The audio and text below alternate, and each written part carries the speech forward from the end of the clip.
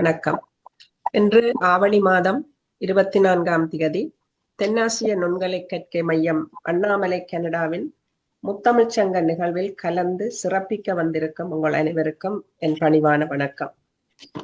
தென்னாசிய நுண்கலை கற்கை மையம் அண்ணாமலை பல்கலைக்கழகத்திலே தமிழ், மொழியியல், நுண்கலை, யோகா போன்ற துறைகளில் பட்டங்களை பெற்றவர்களுக்கும் தமிழ் ஆர்வலர்களுக்கும் இன்னும் நிறைந்த தேடல்கள் இருக்க வேண்டும் என்ற உயர்ந்த நோக்கத்தின் காரணமாக இந்த முத்தமிழ்ச் சங்கம் தமிழ்துறை தலைவர் மதிப்பிற்குரிய பேராசிரியர் பாலசுந்தரம் ஐயா அவர்கள்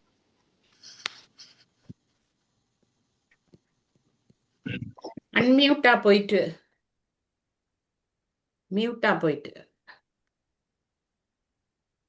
வணக்கம். இன்று ஆவணி மாதம் 24ஆம் திகதி தென்னாசிய நுண்கலை கற்கை மையம் அண்ணாமலை கனடாவின் முத்தமிழ்ச் சங்க நிகழ்வில் கலந்து சிறப்பிக்க வந்திருக்கும் உங்கள் அனைவருக்கும் என் பணிவான வணக்கம். தென்னாசிய நுண்கலை கற்கை மையம் அண்ணாமலை பல்கலைக்கழகத்திலே தமிழ், மொழியியல், நுண்கலை, யோகா போன்ற துறைகளில் பட்டங்களை பெற்றவர்களுக்கும் தமிழ் ஆர்வலர்களுக்கும் இன்னும் நிறைந்த தேடல்கள் இருக்க வேண்டும் என்ற ஆர்வத்தின் காரணமாக அண்ணாமலை பல்கலைக்கழக தமிழ்துறை தலைவர் மதிப்பிற்குரிய பேராசிரியர் பாலசுந்தரம் ஐயா அவர்களால் இந்த முத்தமிழ்ச் சங்கம் ஆரம்பிக்கப்பட்டு இன்று 5வது அரங்கில் நாங்கள் இருக்கின்றோம். உலக நாடுகளில் இருக்கின்ற பல்வேறு துறை சார்ந்த பேராசிரியர்களை வரவழைத்து அவர்களுடைய கருத்துக்களை கேட்பதற்கும் அந்த கருத்துக்கள் மூலம் எங்களுடைய பேச்சாற்றல்களையும் ஆய்வு நோக்கில் அமைந்த கட்டுரைகளை எழுதுவதற்குமாக இந்த முத்தமிழ்ச் சங்கம் ஆரம்பிக்கப்பட்டது. அதற்காக அவருக்கு இந்த அரங்கில் நன்றியை கூறிக்கொண்டு வழமை போலவே இன்றும் இந்த 5வது முத்தமிழ்ச் சங்க நிகழ்வை அலங்கரிப்பதற்காக 2 பேச்சாளர்கள் இருக்கின்றார்கள். அதில் ஒருவர் நம் எல்லோருக்கும், நான் நினைக்கின்றேன் இந்த அரங்கத்தில் இருக்கின்ற அத்தனை பேருக்கும் அவர் ஆசிரியராக எங்களுக்கு கற்பித்திருக்கின்றார். அண்ணாமலை பல்கலைக்கழகத்திலே முது விரிவுரையாளராக இருக்கின்ற மதிப்பிற்குரிய விவேகானந்தன் ஆசிரியர் அவர்களும், அண்ணாமலை பல்கலைக்கழகத்திலே தமிழ் யோகா துறைகளிலே பட்டம் பெற்ற ஹேமமாலினி அவர்களும் இன்று இந்த அரங்கத்தை அலங்கரிக்க இருக்கின்றார்கள். அவர்களை அறிமுகம் செய்து இந்த நிகழ்வினை தொகுத்து வழங்குமாறு அன்போடு முனைவர் வாசுகி அவர்களை கேட்டுக்கொண்டு இந்த நிகழ்வை உங்களைப் போல் நானும் பார்ப்பதற்காக கேட்பதற்காக ஆவலாக இருக்கின்றேன். நன்றி. நன்றி ஆசிரியை நாகேஸ்வரி ஸ்ரீ குமரகுரு அவர்களே. தித்திக்கும் தெள்ளமுதாய் தெள்ளமுதின் மேலான் முத்திக்கனியே என் முத்தமிழே புத்திக்குள் உள்ளப்படும் தேனே, அந்த தேனுக்கு இங்கே முத்தமிழ்ச் சங்கம் தென்னாசிய நுண்கலை கற்கை மையம் அண்ணாமலை கனடா வளாகம் நடாத்துகின்ற கலை இலக்கிய ஆய்வரங்கம். இந்த ஆய்வரங்கத்திலே இன்று நமது தமிழின் தொன்மை, எங்கள் செந்தமிழ்ச் செல்வம், பொறுப்பிலே பிறந்து தென்னம் புகழிலே கிடந்து சங்கத் இருப்பிலே இருந்து வையை ஏட்டிலே தவழ்ந்த பேதையை போற்றுகின்ற அவளின் பெருமையை இன்று முன்னே கொண்டு வருகின்ற எங்கள் மதிப்புக்குரிய பேராசிரியராக இருக்கின்றவர் விரிவுரையாளர், முதுநிலை விரிவுரையாளர் என்று சொல்லலாம். ஏனென்றால் அவர் அக்காலத்தில் இருந்து தமிழோடு தவழ்ந்து தமிழோடு இணைந்து எங்கள் இன்பத் தமிழை எங்களுக்கு எல்லாம் பல்வேறு வடிவங்களிலே தருகின்ற ஒரு ஆசிரியர் அவர்தான் பொன்னையா விவேகானந்தன் ஆசிரியர் அவர்கள் இன்று எங்களுக்கு எங்களினுடைய அண்ணாமலை கனடா வளாகத்தினுடைய முதுநிலை விரிவுரையாளர் என்று சொல்லலாம். அந்த வகையிலே முதுகலை தமிழ் பட்டதாரி இவரினுடைய தகமைகள் ஏராளம். இங்கே 4 வரிகளில் தந்து விட்டார். அந்த 4 வரிகளில் இவரை நாங்கள் சொல்லிவிட முடியாது உண்மையிலேயே. ஆனாலும் அதற்கு முதல் அச்சாணியாக விரிவுரையாளர், டொரண்டோ பல்கலைக்கழகம் ஸ்காப்ரோ வளாகத்திலே விரிவுரையாளராக இருக்கின்ற பெருமைக்குரியவர். கற்றல் வள ஒருங்கிணைப்பாளராக அறிவகத்திலே இருக்கிறாராம். ஆனால் அது கூட அனைத்துலக தமிழ் கல்வி மேம்பாட்டு பேரவையின் ஊடாக அதற்குரிய ஒரு கற்றல் வள ஒருங்கிணைப்பாளர் என்று சொன்னால் அது ஒரு மிக பெரிய ஒரு தகுதிப்பாடு. அந்த தகுதிப்பாட்டை பார்க்கின்ற பொழுது எத்தனையோ ஆயிரம் தமிழ் மாணவர்களை அன்றிலிருந்து இன்று வரை உருவாக்குகின்ற அந்த பெருமைக்குரிய வேலையை செய்கின்ற அறிவகத்தோடு இணைந்து அந்த தொழிற்பாட்டை செய்கின்றார் என்பது மிகவும் மதிப்புக்குரிய விடயம். அதைவிட எங்களினுடைய தெற்காசிய இந்த நுண்கலை மையத்தின் நடாத்தப்படுகின்ற அண்ணாமலை கனடா வளாகம் என்கின்ற இந்த வளாகத்திலே இவர் ஆரம்பகர்த்தாவாக இணைந்து கொண்டு விரிவுரையாளராக அன்றிலிருந்து இன்று வரை இருக்கிறார் என்பது அடுத்து மேன்மையும் பெருமைக்கும் உரிய விடயம். ஐயா, உங்களிடம் கற்று வளர்ந்தவர்கள்தான் நாங்கள் என்பதை இங்கே நாங்கள் பெருமையோடும் மகிழ்ச்சியோடும் சொல்லிக்கொள்ள விரும்புகிறோம். அதே நேரத்திலே எங்களினுடைய பன்மொழி கல்வி திட்டம், அதாவது டொரண்டோ மாவட்ட கல்வி சபையினுடைய பன்மொழி கல்வி திட்ட அலுவலராக இருந்து ஓய்வு பெற்றவர்.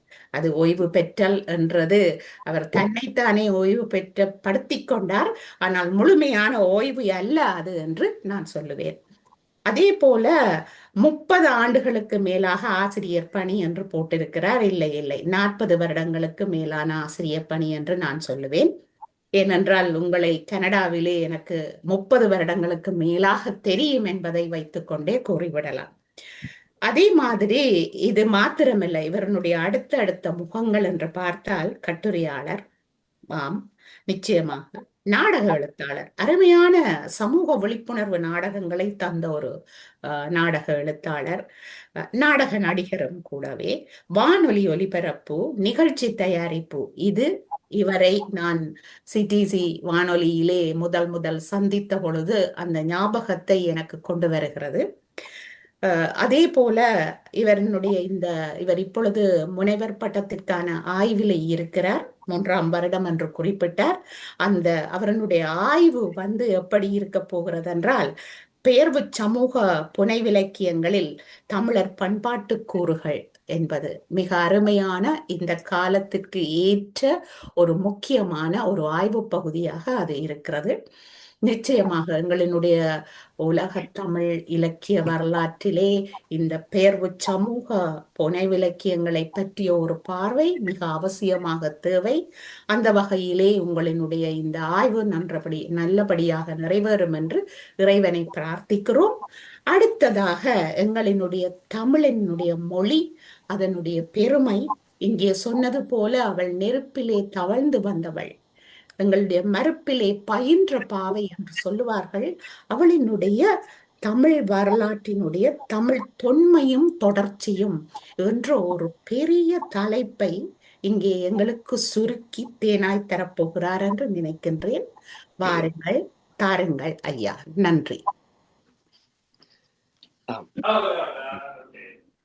முதலில் என்னை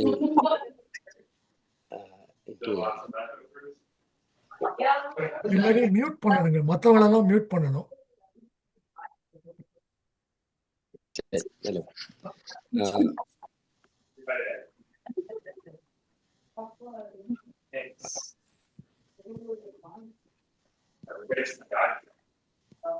எல்லாரும் மியூட் பண்ணாதான் ஸ்டார்ட் பண்ணலாம்.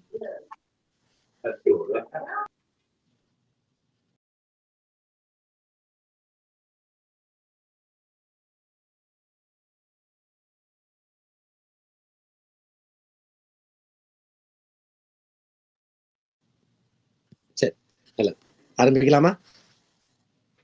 சரி, முதற்கண் இவ்வாறான ஒரு கருத்தரங்கை மாதாந்தோறும் ஏற்பாடு செய்து வருகின்ற அண்ணாமலை முத்தமிழ் சங்கத்துக்கு என்னுடைய முதற்கண் நன்றியையும் வாழ்த்துக்களையும் தெரிவித்துக் கொள்கின்றேன். இங்கே என்னை அறிமுகப்படுத்திய ஆசிரியர் திருமதி நாகேஸ்வரி அவர்களுக்கும், என்னை அறிமுகப்படுத்திய முனைவர் திரு வாசுகி அவர்களுக்கும், இங்கே கூடியிருக்கின்ற ஆர்வலர்கள், அண்ணாமலை பல்கலைக்கழக மாணவர்கள் அனைவருக்கும் என்னுடைய வணக்கத்தை தெரிவித்துக் கொண்டு என்னுடைய இந்த உரையை ஆரம்பிக்கின்றேன். முதலில் இவ்வாறான ஒரு கருத்தரங்கிலே என்னுடைய கருத்து வேண்டும் என்று கருதி என்னையும் என் மீது நம்பிக்கையை வைத்து இவர் இப்படி செய்யக்கூடியவர் தான் என்ற அந்த எண்ணத்தோடு என்னை அழைத்து பேசி இங்கே கொண்டு வந்திருக்கின்ற அனைவருக்கும் என்னுடைய உளமார்ந்த நன்றியை தெரிவித்துக் கொண்டு இன்றைய நாளில் பேசுவதற்காக அல்லது உரையாடுவதற்காக தேர்ந்தெடுக்கப்பட்ட தலைப்பு தமிழ் தொன்மையும் தொடர்ச்சியும். இது ஏற்கனவே சகோதரி வாசியை குறிப்பிட்டதை போல ஒரு பெரும் பரப்பு. இதை ஒரு அரை மணி நேரத்திலோ 1 மணி நேரத்திலோ மிக சுருக்கமாக கூறிவிடுவதற்குரிய பரப்பு கிடையாது. மிகப்பெரிய பரப்பு. இருந்தாலும் என்ன கருத்தை இன்றைய நாளிலே நான் கூறலாம் என்று யோசித்த போது இதுதான் முன்னால் வந்து நின்றது. சரி, முடிந்தவரை சுருக்கமாக அதை கூறிவிடலாம் என்ற எண்ணத்தோடு அந்த தலைப்பை தெரிவு செய்திருந்தேன். அதாவது தமிழனுடைய சிறப்பு மீண்டும் மீண்டும் எம்மை பற்றி நாமே புகழ்ந்து கொள்வதை போன்று என்ற உணர்வை தந்தாலும் கூட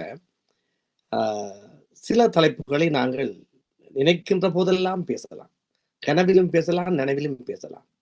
எந்த பொழுதில் பேசினாலும் இன்பம் தருகின்ற தலைப்புகள் ஒரு சிலதான். அவற்றுக்குள் தமிழ் மொழியும் உண்டு. எந்த நேரத்தில் நினைத்தாலும் இன்பம் தரும். எந்த பொழுதில் பேசினாலும் எங்களுக்கு ஒரு சுகம் கிடைக்கும் இல்லையா? ஆகவே திரும்ப திரும்ப பேசலாம். சில வேளைகளில் நமக்குள் இருக்கின்ற எமது சொந்த சிக்கல்கள், கவலைகள் எல்லாவற்றையும் கூட போக்கடிக்கின்ற ஆற்றல் தமிழ் மொழிக்கு இருக்கிறது. ஆகவே அது இந்த நேரத்தில் தான் பேச வேண்டும் என்றெல்லாம் கிடையாது. எப்பெல்லாம் தோன்றுவதோ அப்போதெல்லாம் தமிழை பற்றி பேசலாம். ஆகவேதான் இந்த தலைப்பை நான் தெரிவு செய்திருந்தேன். தமிழ் பலவாறாக அன்றைய நாளிலிருந்து இன்றைய நாளிலே பலவாறாக தமிழர்களால் போற்றப்படுகின்ற, கடவுளுக்கு நிகராக போற்றப்படுகின்ற ஒரு மொழி என்று சொல்லலாம் இல்லையா? ஓங்களிடை வந்துயர்ந்தோர் தொழ விளங்கி ஏங்கொழி நீர் ஞாலத்து இருள் கடியும் ஆங்கவற்றுள் மின்னே தனியாளி வெங்கதிரோன் ஏனியது தண்ணீரிலா தமிழ் என்று போற்றப்பட்ட தமிழ் இல்லையா? அதே போல் புறப்பொருள் வெண்பாமாலை எழுதிய ஐயனார் இதனார் கல் தோன்றி மண் தோன்றா காலத்தை வாளோடு முன் தோன்றிய மூத்த குடி என்று எழுதிவிட்டார். இன்றைய நாள் வரை பல்வேறு பிரதிவாதங்களுக்கு உட்பட்டிருக்கின்ற இந்த சொற்றொடர் கூட தமிழின் பெருமையை, பழமையை, தொன்மையை போற்றுகின்ற ஒன்றாகவே அமைகிறது. அதாவது தமிழ் மொழியுடைய தொன்மையை பார்ப்போம். தமிழ் மொழி எப்போது தோன்றியது என்று அறிவியல் ரீதியான எந்த சான்றும் இல்லை. அறிவியல் ரீதியான சான்றை நாங்கள் பார்க்கிற போது கீழடிக்குத்தான் செல்ல வேண்டும். அங்கே 2600 ஆண்டுகள் என்று சொல்லலாம். கிறிஸ்துவுக்கு முன் 600 ஆண்டுகள் வரை எங்களுக்கு அறிவியல் சான்று கிடைத்திருக்கிறது. ஆனால் அதனுடைய பழமை மிக பெரியது, தொன்மை என்பது எல்லோருக்கும் தெரியும். ஆனால் சான்றுகள் கிடையாது. இப்போது எங்களுடைய தமிழ்நாட்டுக்கு தெற்கே குமரிக்கண்டம் ஒன்று இருந்ததாக சொல்லுகிறார்கள். அதனை லெமூரியா கொள்கை என்று சொல்வார்கள். சில உலக நிலவரை ஆய்வாளர்கள், அதாவது இந்த இடங்களை பற்றி ஆய்வு செய்கின்ற ஆய்வாளர்களுடைய அணியில் லெமூரியா கொள்கையாளர் என்கின்ற கொஞ்சம் பேர் இருக்கிறார்கள். அதாவது லெமூரியா கண்டம் என்கின்ற ஒன்று இருந்தது, அது உலகில் மக்கள் முதலில் தோன்றிய இடமாக இருக்கும் என்றெல்லாம் பல்வேறு கருத்துகள் இருக்கின்றன. இந்த லெமூரியா என்கின்ற கண்டம் தான் தமிழுடைய மிக தொன்மையான நிலம் என்று சொல்கின்ற கருத்துகள் பலவாறாக இருக்கின்றன. அவை அறிவியல் ரீதியாக இடம் உறுதிப்படுத்தப்படவில்லை என்றாலும் பலவாறாக இருக்கின்றன. லெமூரியா என்று ஏன் பெயர் வந்தது என்பதற்கு ஒரு விளக்கம் சொல்லுகிறார். ஒரு வகையான விலங்கு இருக்கிறது, அந்த விலங்குக்கு பேர் லெமூரியா. அது ஆடு போல் அல்லது மான்மறை போல் உள்ள ஒரு விலங்கு, சற்று பெரிதாக இருக்கும். லெமூரியா என்ற ஒரு விலங்கு இருக்கிறது. இந்த லெமூரியா என்கின்ற விலங்கு உலகத்தில் 2 இடங்களில் இருக்கிறது. ஒன்று மடகஸ்கார், மற்றது இந்தியாவில் ராஜஸ்தான் பகுதியாக இருக்க வேண்டும். அங்கே இந்த லெமூரியா என்கின்ற விலங்கு இருக்கிறது. இந்த லெமூரியா என்கின்ற விலங்கு நிறைந்து வாழ்ந்த இடம் கடலில் தாழ்ந்து போக அதனுடைய 2 எச்சங்களான மடகஸ்கார் அங்கே மேற்காகவும் இங்கே இந்தியாவாகவும் இருக்கிற போதும் அந்த விலங்கு வாழ்ந்த இடம், அதுக்கு அவர்கள் லெமூரியா என்று பெயரிட்டார்கள் இல்லையா? அவை இந்த லெமுரியா கண்டம் மிக தொன்மையானது என்றால் அங்கே வாழ்ந்தவர்கள் தமிழர்கள் என்பதிலே இந்த மாற்று கருத்துக்கு இடமில்லை. ஏனென்றால் அது நாங்கள் பன்மலை அடுக்கம் பஹ்ருலி யார் என்றெல்லாம் நாங்கள் பல செய்திகளை பார்க்கின்றோம். அப்படியானால் தமிழ் தான் அங்கே பேசப்பட்ட மொழியாக இருக்கும். உலகிலே மக்கள் முதலில் தோன்றிய இடம் லெமுரியா என்று அறிவியலால் உறுதிப்படுத்தப்படுமாக இருந்தால் அங்கே முதலில் தோன்றிய மொழியாக முதலில் பேசப்படுகின்ற மொழியாக தமிழ் இருந்திருக்கலாம். தமிழின் தொன்மையை அங்கிருந்தும் நாங்கள் கருதலாம். இப்பொழுது நாங்கள் பொதுவாகவே இப்பொழுது பல்வேறு வாத பிரதிவாதங்கள் சர்ச்சைகளுக்கு இடையே ஒரு முடிவான ஒன்று, உலகில் இன்று பேசப்படுகின்ற மொழிகளுக்குள் தொன்மையான மொழி தமிழ் என்பது அது தவறு என்று நிறைய பேர் வாதிட்டார்கள். இப்பொழுது நீங்கள் கூகுளில் சென்று நீங்கள் தேடுகிற போது உங்களுக்கு கிடைக்கும் விட இதுதான். தமிழ் உலகிலே இன்றும் பேசப்படுகின்ற மொழிகளுள் பழமையான மொழி எது என்று கேட்டால் அதனுடைய விடையாக இருப்பது தமிழ் என்பது. இதை கண்ணை பேர் எதிர்த்தார்கள். இல்லை, தமிழ் இல்லை, அந்த மொழி இந்த மொழி என்றெல்லாம் அந்தந்த மொழி சார்ந்தவர்கள் முறைப்பாடெல்லாம் செய்தார்கள். எல்லா முறைப்பாடுகளையும் ஏற்றுக்கொண்டு ஆய்வுகள் செய்து மீண்டும் கண்ட முடிவு, உலகிலே இன்று பேசப்படுகின்ற மொழிகளுள் பழைய மொழி தமிழ் மொழி. அதிலே மாற்று கருத்து கிடமில்லை. அதனுடைய தொன்மையை நாங்கள் ஓரளவு நாங்கள் பார்க்கலாம். இந்த தொன்மை என்று பார்க்கிற போது நாங்கள் 3 வடிவங்களிலே தமிழ் சார்ந்த தொன்மைகளை பார்க்கலாம். ஒன்று மொழி வழி தொன்மை, ஒன்று நிலவழி தொன்மை, ஒன்று இனவழி தொன்மை. இல்லையா? இந்த 3க்கும் அதிக வேறுபாடு கிடையாது. ஆனால் ஆய்வுகளை மேற்கொள்ளுகிற போது இந்த தொன்மையை நாங்கள் பார்க்க போது 3 வழியாக தனித்தனியாக பார்க்கலாம். இந்த 3ம் சேர்ந்து பார்க்கின்ற போதுதான் தமிழருடைய வரலாற்று தொன்மை என்று நாங்கள் கருதலாம். இல்லையா?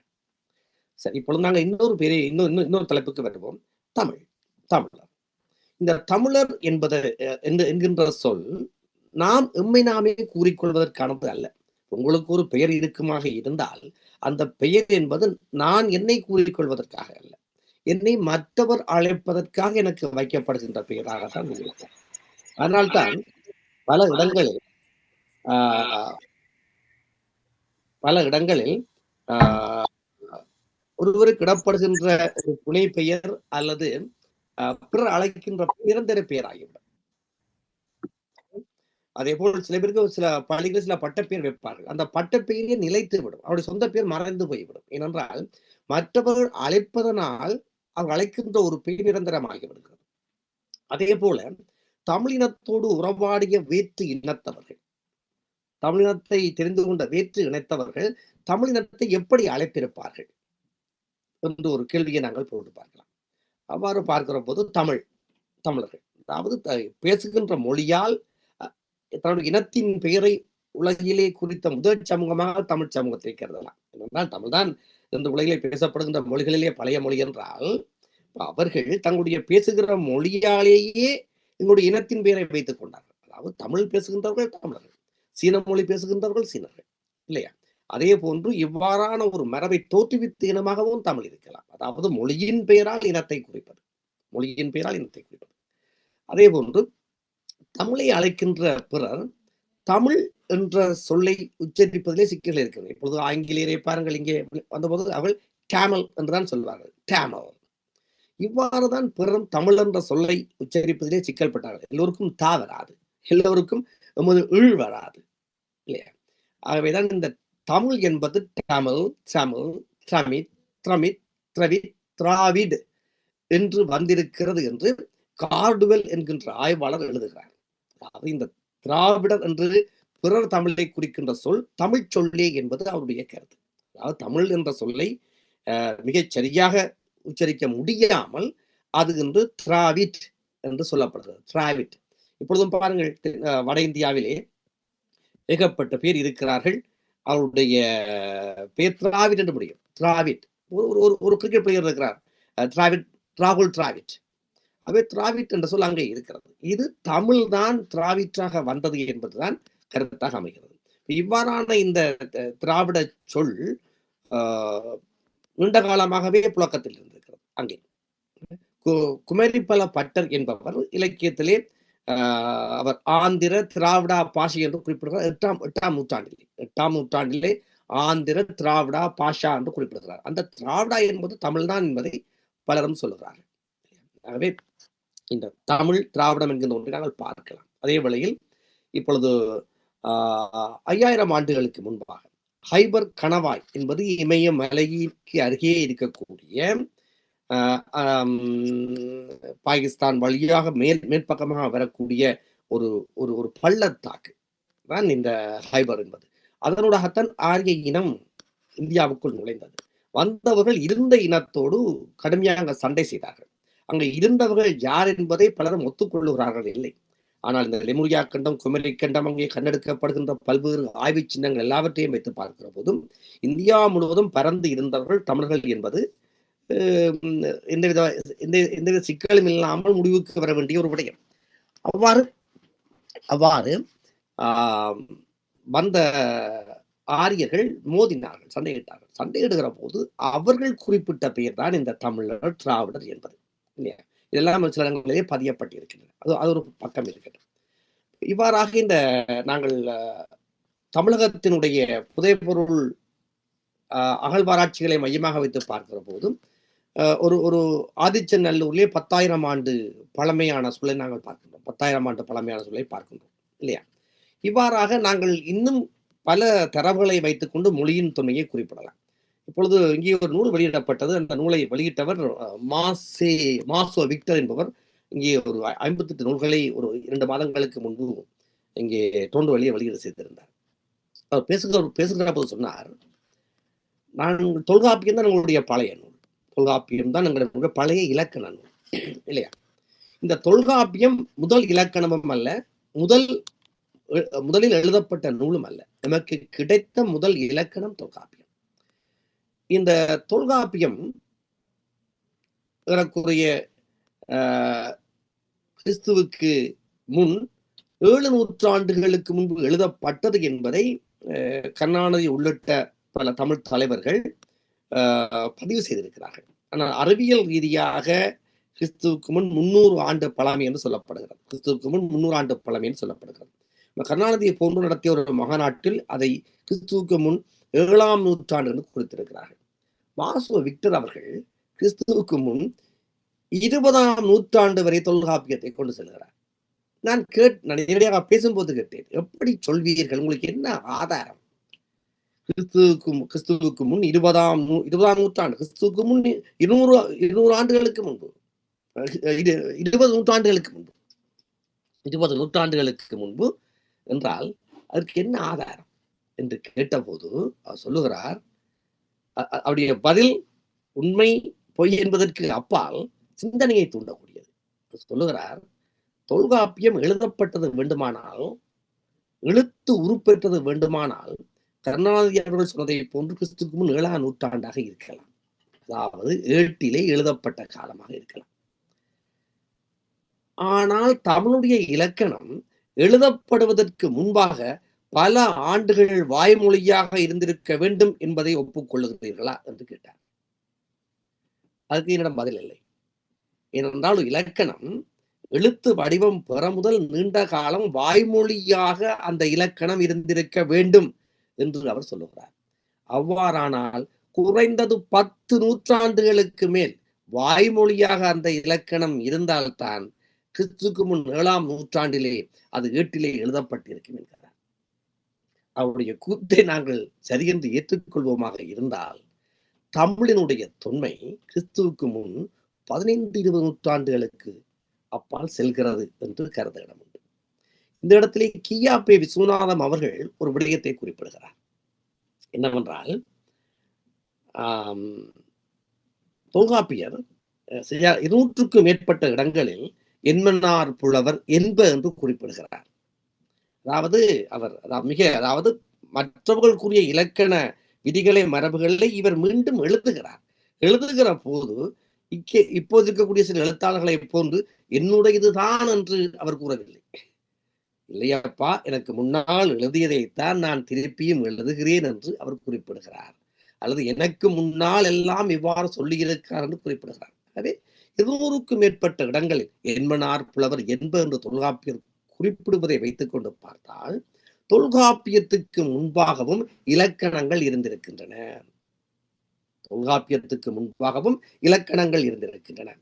இலக்கணங்கள் எப்போது தோன்றும்? இலக்கியங்கள் தோன்றிய பிறகுதான் இலக்கணம் தோன்றும்.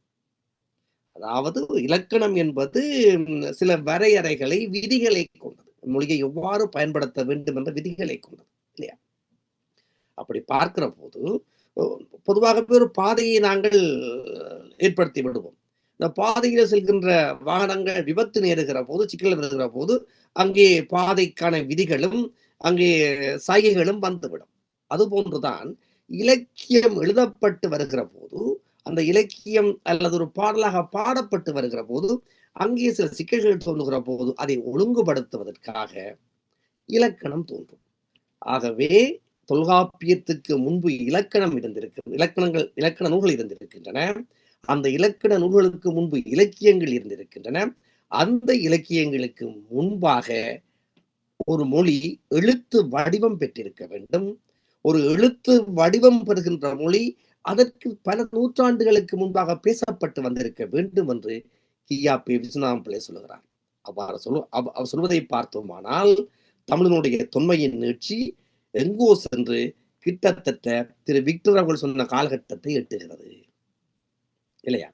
ஆகவே தமிழ் தோன்றிய காலம், தம்முடைய பழமை என்பவற்றை நாங்கள் கணிப்பிட்ட கூற முடியாது. ஆனால் ஒரு வகையில் நாங்கள் கருத்தில் கொள்ள முடியும். குறைந்தது கிறிஸ்துக்கு முன் 10 நூற்றாண்டுகளுக்கு முற்பட்ட தமிழ் என்பதை நாங்கள் ஓரளவு ஏற்றுக்கொள்ளலாம். ஆனால் எங்களிடம் அறிவியல் ரீதியான சான்று இல்லை என்பதை நாங்கள் உணர்ந்து கொள்ள வேண்டும்.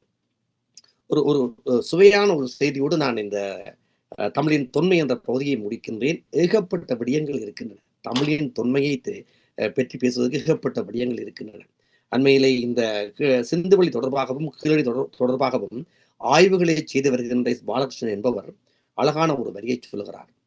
சிந்துவெளி விட்ட இடமும் சங்க இலக்கியம் தொட்ட இடமும் ஒன்றே என்று குறிப்பிடுகிறார். அதற்கு அவர் அடுக்கி இருக்கின்ற சான்றுகள் நூற்றுக்கணக்கானவை. அதாவது சிந்துவெளிக்கும் கீழடிக்கும் உள்ள தொடர்புகளை மையப்படுத்தி அவர் ஒவ்வொன்றாக வெளிப்படுத்துகின்ற சான்றுகள் மிக ஆழமானவை. மிகச்சிறந்த கல்வியாளர் எஸ் பாலகிருஷ்ணன் கனடாவுக்கு வந்து சென்றிருந்தார். அதை நாங்கள் பிறகு பார்க்கலாம். ஒரு மறைமலை அடிகள் ஒரு செய்தியை குறிப்பிடுகிறார். அதாவது ஒரு ஆரிய பண்டிதர் பல நூற்றாண்டுகளுக்கு முன், பல நூற்றாண்டுகள் அல்ல, ஒரு 19ஆம் நூற்றாண்டில் ஒரு ஆரிய பண்டிதர் சமஸ்கிருதம் தான் சிறந்த மொழி, மிச்ச எல்லா மொழிகளிலும் சமஸ்கிருதத்திலிருந்தான் தோன்றியவை என்ற கருத்தை முன்வைத்து குறித்த எல்லா மொழிகளோடும் போட்டியிட்டு அந்த ஓசைகள் ஒலிகள் எல்லாம் சமஸ்கிருதத்தை அடிப்படையாக கொண்டவை என்பதை நிரூபித்து உறுதிப்படுத்தி வெற்றி பெற்றார். அவர் தெலுங்காகட்டும், மலையாளமாகட்டும், கன்னடமாகட்டும், பிற இந்தியாவில் பேசப்படுகின்ற பிற மொழிகளாகட்டும், எல்லாவற்றுடைய அடிப்படை ஒலிகளும் சமஸ்கிருதத்திலிருந்து தான் தோன்றியவை என்று வாதிட்டு வெற்றி பெற்று மிகுந்த திமிரோடு இருந்தவர் அந்த ஆரிய பண்டிதர். அவர் தமிழ்நாட்டுக்கும் வருகிறார். தமிழ்நாட்டிலே தமிழை விட பழைய மொழி சமஸ்கிருதம், தமிழனுடைய ஓசைகள் எல்லாம் சமஸ்கிருதத்தை அடிப்படையாக கொண்டவை என்ற கருத்தோடு அவர் வருகிறார். வருகிற போது இங்கே அந்த வேளையிலே பல்வேறு தமிழர்கள் இருந்தார்கள். இங்கே அரங்கநாதம் முதலியார் என்கின்ற ஒருவர், அரங்கநாத முதலியார், ராமசாமி முதலியார் போன்றெல்லாம் இருக்கிறார்கள், நல்ல தமிழறிஞர்கள். இந்த இடத்திலே அரங்கநாத முதலியார் ஒரு சலகலா வல்லவன் என போற்றப்பட்ட ஒருவர். அவர்தான் ஆரிய பண்டிதரோடு போட்டிக்கு செல்கிறார். போட்டி நடைபெறுகிற போது ஒரு கன்னட புலவர் ஒரு கன்னட பாடலை பாடுகிற போது சட்டென அந்த கன்னட பாடலை சமஸ்கிருத மொழியிலேயே பாடி சமஸ்கிருத ஓசையோடு அதை ஒப்பிட்டு, ஆகவே சமஸ்கிருத ஓசைதான் இந்த கன்னட மொழி பாடலுக்கு அடிப்படை என்பதை ஆரிய பண்டிதர் நிரூபித்து விட்டார். இப்பொழுது தமிழனுடைய முறை வருகிறது. அரங்கநாத முதலியார் ஒரு தமிழ் பாடலை சொல்லுகிறார். அந்த பாடலை ஆரிய பண்டிதர் சமஸ்கிருத ஓசையிலே சொல்ல வேண்டும். என்ன பாடல் என்றால், மாணிக்கவாசகர் எழுதிய ஒரு திருவாசகம்.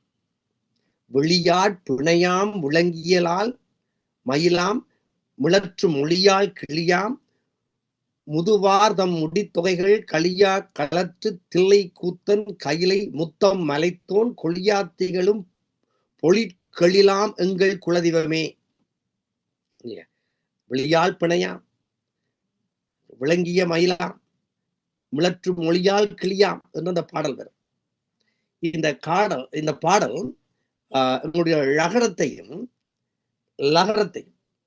அதாவது எங்களுடைய மவளவு லானாவையும் கும்பளவு லானாவையும் வைத்து எழுதப்பட்ட ஒரு பாடல். இந்த பாடலை அந்த பண்டிதர் கேட்டுவிட்டு திகைத்து போகிறார். எனக்கு பாடல் புரியவில்லை, இது எந்த ஓசை என்றும் தெரியவில்லை. இந்த ழா என்பது தமிழுக்கு ஒரு சிறப்பான ஓசை இல்லையா? இதை வைத்து அரங்கநாத பண்டிதர் தமிழ் சமஸ்கிருதத்திலிருந்து தோன்றிய மொழி கிடையாது, இது முற்றிலும் வேறுபட்ட மொழி, பழைய மொழி என்று கூற தன்னுடைய தோல்வியை ஒப்புக்கொள்ளுகிறார் அந்த ஆரிய பண்டிதர்.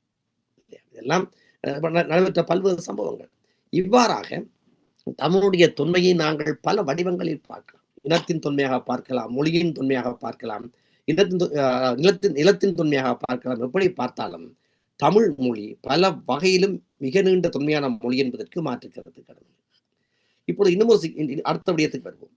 இவ்வாறு உலகிலே தோன்றிய பல தொன்மையான மொழிகள் அழிந்து விட்டன. அது சமஸ்கிருதம் ஆகட்டும், லத்தீன் ஆகட்டும், இன்னும் பல மொழிகள். அரபு மொழி கூட தன்னுடைய பழைய அழகியல் தன்மையை இழந்து செல்கிறது. சீன மொழி மேண்ட்ரின், அது ட்ரெடிஷனல் மேண்ட்ரின் என்ற வகையிலே அது இப்பொழுது பண்பாட்டு மொழியாக பேணப்படுகிறது. ஹீப்ரு மொழியும் அப்படித்தான் பண்பாட்டு மொழியாகத்தான் பேணப்படுகிறது. தவிர இப்போது இருக்கின்ற ஹீப்ரு மொழி பழைய மொழியிலிருந்து நிறையவே மாறிவிட்டது. இவ்வாறு பல மொழிகள் கால வெள்ளத்தில் அழிந்து போய்விடும். கால வெள்ளத்தினுடைய கால ஓட்டத்தினுடைய தன்மைக்கு ஏற்ப புது புது மொழிகள் தோன்றும். அவ்வாறு உலகிலேயே பல மொழிகள் அழிந்து போக, பல மொழிகள் தோன்றி புதிதாக வர, தமிழ் மொழி மட்டும் நாங்கள் ஒரு பேச்சுக்கு வைத்துக் கொள்வோமாக இருந்தால், ஒரு கிறிஸ்துவுக்கு முன் 10 நூற்றாண்டுகளுக்கு முன்பிருந்து இன்று வரை ஒரே மொழியாக, அதே மொழியாக எப்படி தனித்து சிறந்த விளங்கி ஒற்றை மொழியாக நிற்கிறது என்ற ஒரு கேள்வி வருகிறது இல்லையா? அதுதான் தொடர்ச்சி. தமிழுடைய தொடர்ச்சி என்ற தலைப்பிலே நாங்கள் அதை பார்ப்போம். இப்ப தொன்மையை நாங்கள் ஒரு சுருக்கமாக பார்ப்போம். நிறைய பேசலாம் தொன்மை பற்றி, சுருக்கமாக பார்ப்போம். தமிழுடைய தொடர்ச்சியை நாங்கள் பார்ப்போம். தமிழுடைய தொடர்ச்சி என்பது எங்களுக்கு இலக்கிய வழியாக அல்லது எமக்கு கிடைத்திருக்கும் ஏடுகள் வழியாக நாங்கள் சங்க காலத்திலிருந்து பார்க்கலாம். அதற்கு முன்பான வளர்ச்சியும் தொடர்ச்சியும் நமக்கு கிடைக்கவில்லை. சங்க காலத்தில் நாங்கள் பார்ப்போம். அப்படி பார்க்கிற போது இந்த காலம் என்பது அவ்வப்போது பெற்றும் சுனாமிகளை எல்லாம் எடுத்து வரும். மொழி சார்ந்து, அதாவது கருப்பொருள் மாறும். அதாவது சமுதாயத்தினுடைய கருப்பொருள், சமுதாயத்தினுடைய வாழ்வியல் பொருள், சமுதாயத்தினுடைய அக்காலத்துக்குரிய ஒரு பேசு பொருள் மாறிக்கொண்டே இருக்கு. இப்ப எடுத்துக்காட்டுக்கு சுருக்கமாக சொல்கிறேன். சங்க காலத்திலே காதலும் வீரமும் கருப்பொருளாக அமைந்தன. காதல் வீரம் இரண்டுமே கருப்பொருளாக அமைந்தன. சங்க காலம் முடிந்த பிறகு கிறிஸ்துவுக்கு பின் முதல் 3 அல்லது 4 நூற்றாண்டுகள் அறம் பாடுகின்ற தன்மை, அறம் சார்ந்த விஷயங்களை பேசுவது முக்கியத்துவமாக இருந்தது. அதுவே இலக்கியங்களுக்கும் கருப்பொருளாக இருந்தது. ஒரு 5ஆம் நூற்றாண்டுக்கு பிறகு ஒரு 9ஆம் நூற்றாண்டு வரை இறை வழிபாடு, கடவுளை போற்றுதல் கருப்பொருளாக வந்தது. அதற்கு பிறகு 9ஆம் நூற்றாண்டுக்கு பிறகு ஒரு காப்பியமாக தமிழை பாடுவது, தமிழை ஒரு காப்பிய மொழியாக பேசுவது என்கின்ற நிலை தோன்றுகிறது. பிறகு 15ஆம் நூற்றாண்டுக்கு பிறகு தமிழ் சார்ந்து ஒரு வீழ்ச்சி நிலை காணப்படுகிறது. அதாவது செந்நெறி காலம் என்று சொல்வார்கள். அந்த காலம் ஒரு எந்தவித கருப்பொருளும் இல்லாமல் மக்களுடைய வறுமையில் வாடிய ஒரு காலமாக, நிறைய இடர்களை சந்தித்த காலமாக அந்த காலம் அமைகிறது. 18ஆம் நூற்றாண்டுக்கு பிறகு ஐரோப்பிய வருகையிலே மொழியிலே பாரிய மாற்றங்கள் ஏற்படுகின்றன. இவ்வாறு காலம் தோறும் கருப்பொருள் மாறி செல்லும். இந்த கருப்பொருள் ஒவ்வொன்றையும் குறித்த ஒரு மொழி பேசி செல்ல வேண்டும். எல்லா மொழிகளுக்கும் அந்த ஆற்றல் கிடையாது. சில மொழிகள் காதலையும் வீரத்தை கூட நன்றாக பேசும், அவற்றால் அற இலக்கியத்தை பேச முடியாது போகும். அங்கே அந்த மொழி மாற்றம் அடையும். இன்னும் சில மொழிகளால் அடுத்து வரக்கூடிய பக்தியை சொல்ல முடியாமல் போகும். பக்தியை பேசுவதற்கான வல்லமை அந்த மொழிக்கு இல்லாமல் இருக்கும். அந்த மொழி புதிய ஒரு மொழியாக மாற்றமடையும். இவ்வாறு காலந்தோறும் வருகின்ற கருப்பொருள்களும் பிற இனத்தவருடைய மொழி பண்பாட்டு படையெடுப்புகளும் ஒரு இனம் பேசுகின்ற மொழியை மாற்றிவிடும். அந்த மாற்றங்களால் தான் புதிய மொழிகள் தோன்றுகின்றன. சமஸ்கிருதம் என்கின்ற ஒரு மொழி மாற்றம் அடைந்ததற்கு காரணம் அந்த அந்தந்த காலத்திலே மொழி எதிர்கொண்ட இது போன்ற கால மாற்றங்களை அந்த மாற்றங்களை எதிர்த்து அந்த மொழியால் நிலைத்து நிற்காமல் போக அங்கே இருந்து இந்தி என்கின்ற ஒரு புதிய மொழி தோன்றுகிறது. அந்த கால மாற்றங்களால் தான் தமிழ் மொழியும் சமஸ்கிருதமும் கலந்து தெலுங்கு என்கின்ற மொழி தோன்றுகிறது, கன்னடம் என்கின்ற மொழி தோன்றுகிறது, மலையாளம் என்கின்ற மொழி தோன்றுகிறது. இவ்வாறான கால மாற்றங்களும் பண்பாட்டு படையெடுப்புகளும் ஒரு மொழியை மாற்றுகிற போது தமிழ் மட்டும் எப்படி தப்பி பிழைப்பது என்கின்ற ஒரு கேள்வி வருகிறது. இந்த கேள்விக்கு முழுமையான விடையை சொல்ல முடியவில்லை. அது என்ன, அதாவது இந்த தமிழ் என்கின்ற மொழிக்கு இருக்கக்கூடிய எங்களால் உணர முடியாத அல்லது எங்கள் சொல்ல முடியாத ஒரு பேராற்றல் என்று நாங்கள் சொன்னால் கூட அது பொருந்தும். என்னென்றால் தமிழ் சந்தித்த இடர்கள் பேரிடர்கள் கொஞ்சம் நஞ்சம் அல்ல. அத்தனை இடர்களையும் மீறி இன்னமும் அதே தமிழாக நிலத்து நிற்கிறது அல்லவா? அது அதற்கான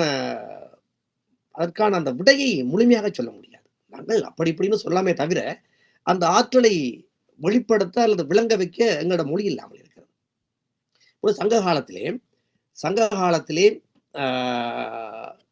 நான் வருகிறேன். சங்க காலம் மிக அருமையான ஒரு காலகட்டம், தமிழ் மொழியை சார்ந்து. அதில் அதாவது பேராசிரியர் கைலசபதியர் சொல்லுவார், நாட்டுப்புற பாடல்களின் தொகுப்பு தான் சங்க இலக்கியம். அதாவது மக்கள் ஏடு எடுத்து எழுத தொடங்கிய பிறகு உடனடியாக கற்பனை செய்து எழுத மாட்டார்கள். வாய் வழியாக பாடப்பட்டு வந்த பாடல்களைத்தான் ஏட்டிலே எழுதுவார்கள் என்கின்ற கருத்தை ஏற்றுக்கொள்ள முடியாது. அவ்வாறு எழுதப்பட்ட பல பாடல்கள் சங்க இலக்கியத்திலே இருக்கின்றன என்பது அவருடைய கருத்து. அதுக்கு சான்றாக அவர் சொன்ன பாடல், மனவு கோப்பன்ன நன்னெடுங் கூந்தல் அகவன் மகளே பாடுக பாட்டி, இன்னும் பாடுக பாட்டி, அவர் நன்னெடுங் குன்றம் பாடிய பாட்டி என்ற பாடல் இருக்கிறது. அதில் அகவன் மகளே என்றது வரும். அவ்வாறு வருகிற போது இந்த மாதிரியான ஓசை ஒழுங்கெல்லாம் நாட்டுப்புற பாடலுக்கு உரியவை என்றெல்லாம சொல்லியிருப்பார். இவ்வாறு நாட்டுப்புற பாடலின் தொகுப்பாக சங்க இலக்கியத்தில் சில பாடல்களை பார்ப்போம், எல்லாம் அல்ல. சங்க இலக்கியத்திலே அருமையான காதல் பாடல்கள் இருக்கின்றன. எல்லா பாடல்களுக்கும் நான் பேச முடியாவிட்டாலும் சான்றுக்காக ஒரு பாடலை சொல்லி நான் அடுத்த கட்டத்துக்கு செல்கின்றேன். காதலை பேசிய சங்க இலக்கியம் காதலை பேசிய தமிழ் மிக அழகாக சொல்லி இருக்கிறது. நான் எல்லா மாணவர்களுக்கும் நான் சொன்ன பாடல் தான். ஞாயும் யாராகிறோ எந்தையும் நொந்தையும் எம்முறை கேளிர், ஞானம் நீயும் எவ்வளி அறிதும் செம்புளப்பையில் நீர் போல் அன்புடைய நெஞ்சம் தாம் கிளந்தனவே பாடல். இந்த பாடலுக்கு விளக்கம் சொல்வதாக இருந்தால் அது இந்த நேரம் செல்லும். அதை நான் மிக சுருக்கமாக சொல்லுகிறேன். அதாவது 2000 ஆண்டுகளுக்கு முன்பாக தோன்றிய இந்த காதல் பாடல். இது ஒரு ஆணும் பெண்ணும் முன்பின் தெரியாதவர்கள் எதிரெதிரே சந்திக்கிறார்கள். முன்பின் தெரியாதவர்கள் இருவரும் ஒருவர் கடக்கின்ற நிலையிலே கடும் மழை பெய்கிறது. ஒரு மரத்துக்கு கீழே ஒதுங்குகிறார்கள். அந்த மரத்துக்கு கீழே ஒதுங்குகிற போது வெளியே மழை பெய்து கொண்டிருக்கிறது. இப்ப இருவரும் ஒருவர் பார்க்கிறார்கள், பிறகு பேசுகிறார்கள், ஒருவர் விளங்கி கொண்டு காதல் வயப்பட்டு விடுகிறார்கள். இப்பொழுது மழை நின்று விடுகிறது, இருவரும் பிரிந்து செல்ல வேண்டும். இந்த நிலையிலே அந்த பெண் ஆணை பார்த்து ஒரு கேள்வி கேட்கிறாள், உங்களை நான் நம்பலாமா? முன்ன பின்ன தெரியாது, இந்த இடத்திலே இந்த மழைக்காக மரத்தின் கீழ் ஒதுங்கி கொண்டோம், இப்பொழுது பிரிந்து செல்ல போகிறோம், உங்களுக்கு என்னையும் எனக்கு உங்களையும் தெரியாது, எப்படி நாங்கள் தொடரப் போகிறோம் என்ற கேள்வியை அவள் கேட்கிறாள். அதற்கு அவன் சொல்லுகிறான், உன்னுடைய தாயும் என்னுடைய தாயும் யாரோ, என்னுடைய தந்தையும் உன்னுடைய தந்தையும் எந்த வகையிலே உறவு கிடையாது. நான் வந்த வழி உனக்கு தெரியாது, நீ வந்த வழி எனக்கு தெரியாது. ஆனால் மழை பெய்கிறது பார், கடுமையாக மழை பெய்து கொண்டிருக்கிறது. மழை முடிந்து விட்டாலும் மழை பெய்த நீர் இங்கே இந்த மண்ணோடு கலந்து சிவப்பு நீராக ஓடிக்கொண்டிருக்கிறது, செம்புளப்பையில் நீராக ஓடிக்கொண்டிருக்கிறது. இப்போது இந்த நீரை எடுத்து மழை நீர் வேறு மண் வேறு என்று பிரித்து விட முடியுமா? நீர் வேறு மண் வேறு என்று பிரித்து விட முடியுமா? இல்லை. இந்த செம்புல நீரை போல் அன்புடைய நெஞ்சம்தான் கலந்து விட்டனவே, எங்களுடைய அன்பு நெஞ்சங்கள் கலந்து விட்டன, இனி யாராலும் பிரிக்க முடியாது என்று சொல்லுகிறார். இவ்வாறாக நூற்றுக்கணக்கான அருமையான காதல் பாடல்களை எடுத்து காதல் மொழியாக உயர்ந்திருந்தது தமிழ். இந்த அணிலாடும் முந்தல் என்கின்ற ஒரு பாடல் இருக்கிறது, மிகச் சிறப்பான ஒரு பாடல். அதை சொன்னால் நேரம் என்பதற்கு நான் சொல்லவில்லை. அதே போல் வீரத்தை சொல்லுகிற போது வீரம், சங்க இலக்கியத்திலே வீரம், ஒரு தாயிடம் போய் கேட்கிறார்கள், எங்கே உங்களுடைய பையனை காணவில்லை. தாய் சொல்லுகிறாள், சிற்றில் நற்றூன் பற்றினின் மகன் ஜாண்டுலனோ என வினவுதி, என் மகன் ஜாண்டு உளனாயினும் அறியேன், ஓரும் புலி சேர்ந்து போகிய கல் அலை போல் இன்ற வயிறு இதுவே, தோன்றுவன் மாதியை போர்க்களத்தானே. என்னுடைய பிள்ளை எங்கே என்று நீங்கள் கேட்டால், இப்போது எங்க இருக்கான்னு எனக்கு தெரியாது, ஆனால் ஒரு புலி தங்கி செல்லுகின்ற குகையை போன்று இருக்கிறது என் வயிறு.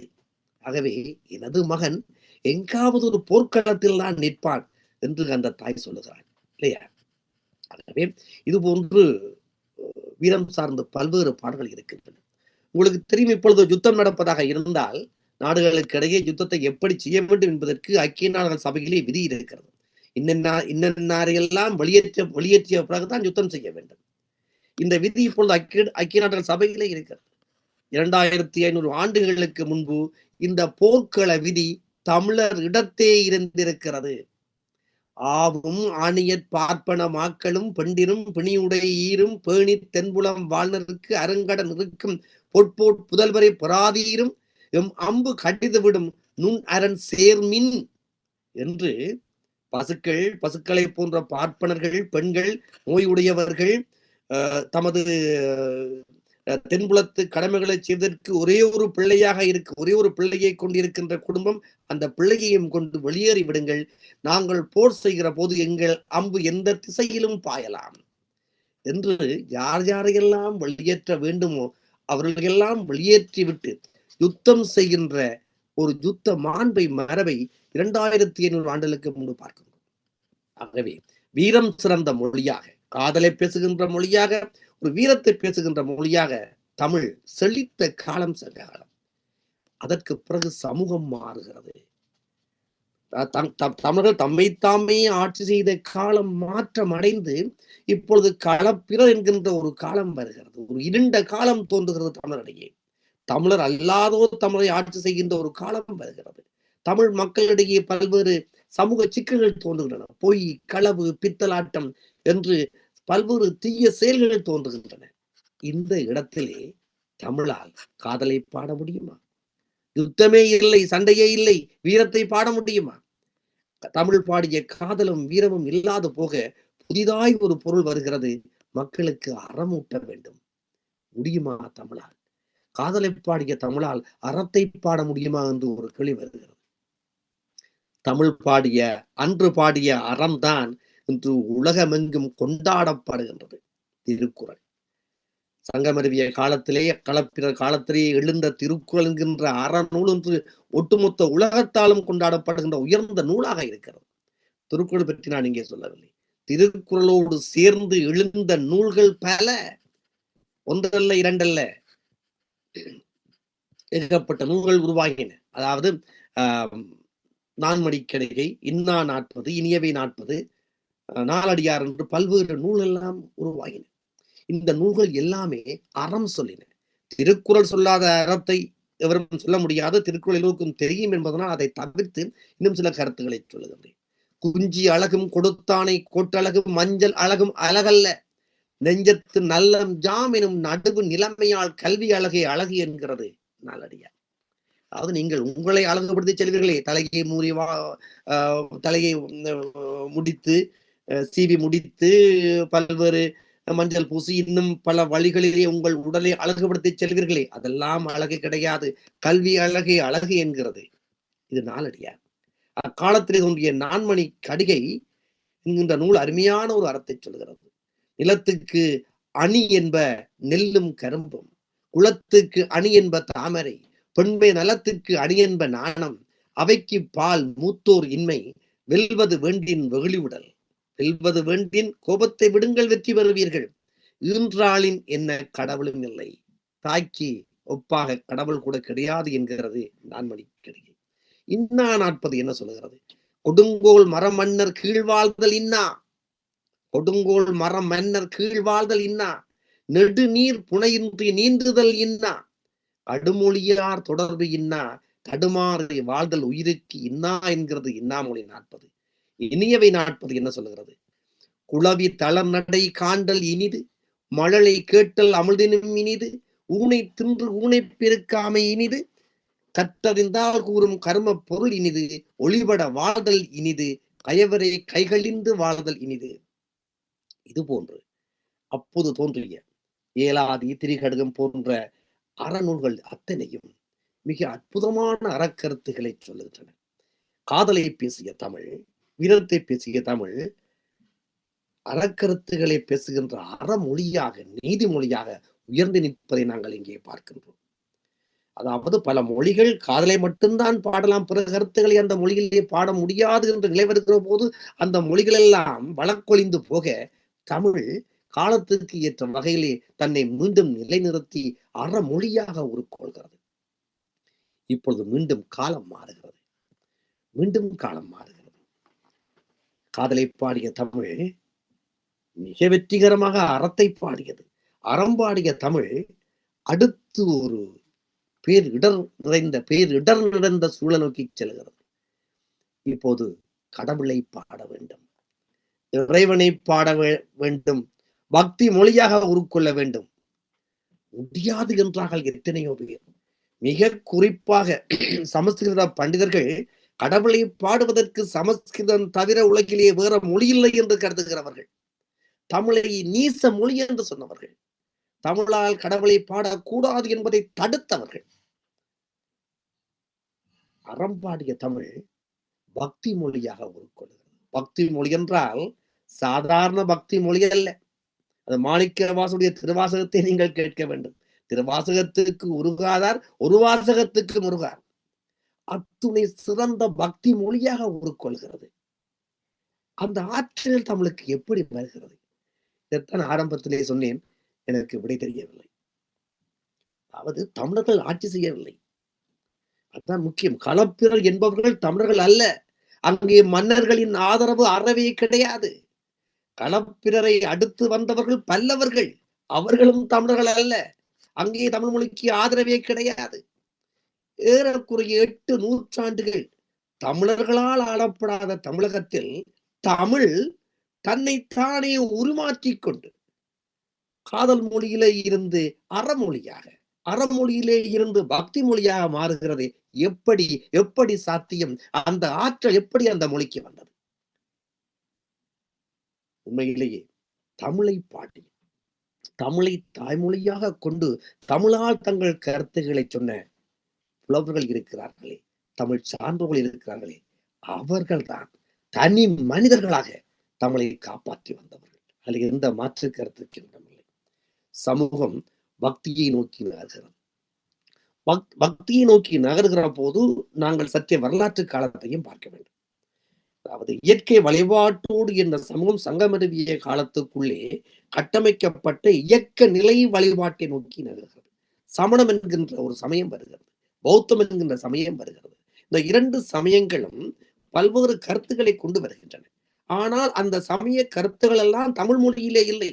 அங்கே பாலி மொழியிலோ அல்லது வேறு மொழிகளிலோ சமஸ்கிருத மொழியிலோ இருந்த கருத்துக்களை கொண்டவர்கள் அந்த மதத்தை எடுத்துக்கொண்டு தமிழகத்துக்கு வருகிறார்கள். வந்தவர்கள் தமிழ் மொழியை பயன்படுத்தித்தான் தமது கருத்துக்களை சொல்லுகிறார்கள். அவ்வாறு சொல்லுகிற போது சமணமும் பௌத்தமும் சங்கமருவிய காலத்திலே நிலை பெறுகிறது. நிறைய கணிசமான தமிழர்கள், தமிழ் சார்ந்த அரசர்கள் சமணர்களாகவும் பௌத்தர்களாகவும் மாறி பௌத்த இலக்கியங்களுக்கு வேண்டிய பங்களிப்பினை செய்கிறார்கள். இந்த நிலையில்தான் தமிழுடைய இயற்கை வழிபாட்டோடு ஒட்டியிருந்த வழிபாட்டு முறைகளை மையப்படுத்தி இயக்க நிலையாக கட்டமைக்கப்பட்ட 2 மத வடிவங்களாக சைவமும் வைணவமும் தமிழகத்துக்கு வருகின்றன. இந்த சைவமும் வைணவமும் புதிய கருத்துகள் என்று, புதிய கடவுள் என்று சொல்ல முடியாது. அதாவது தமிழர்கள் காலங்காலமாக பேணி வந்த சிவபெருமானை, முருகனை போன்றோரை, திருமால் போன்றோரை அடிப்படையாக கொண்டு இந்த மதங்கள் கட்டமைக்கப்பட்ட மதங்களாக 2ஆம் 3ஆம் நூற்றாண்டுகளில் கால் கொள்கின்றன. ஆகவே ஏற்கனவே சங்க காலத்திலேயே போற்றப்பட்டவர் சிவன். சிலப்பதிகாரத்திலும் சிவனுக்கான கருத்துக்கள் இருக்கின்றன.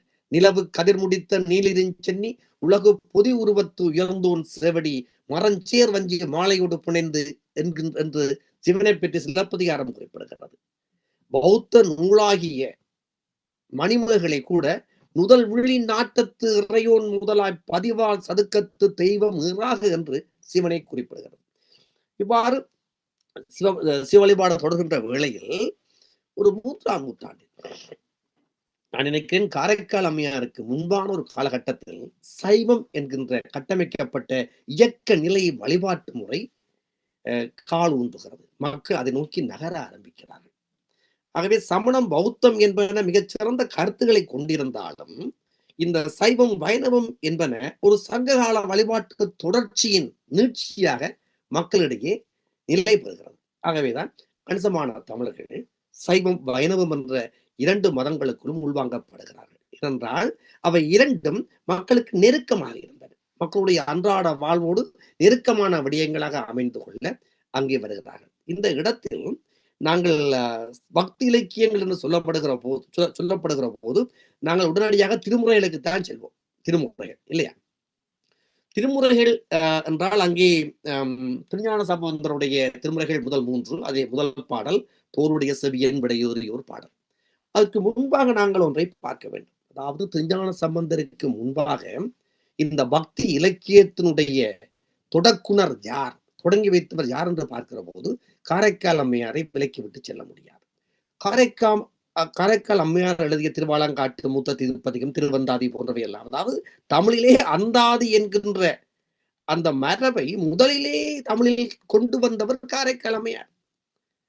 பின்னால் பல்வேறு அந்தாதிகள் வருகின்றன. அந்த அந்தாதியை ஆதி சொல்வார்கள், ஆதி அந்தாதி, அந்தாதி என்கின்ற அந்த அந்த அந்த செய்யுள் மரபை தமிழில் கொண்டு வந்தவர் காரைக்கால் அம்மையார் இல்லையா?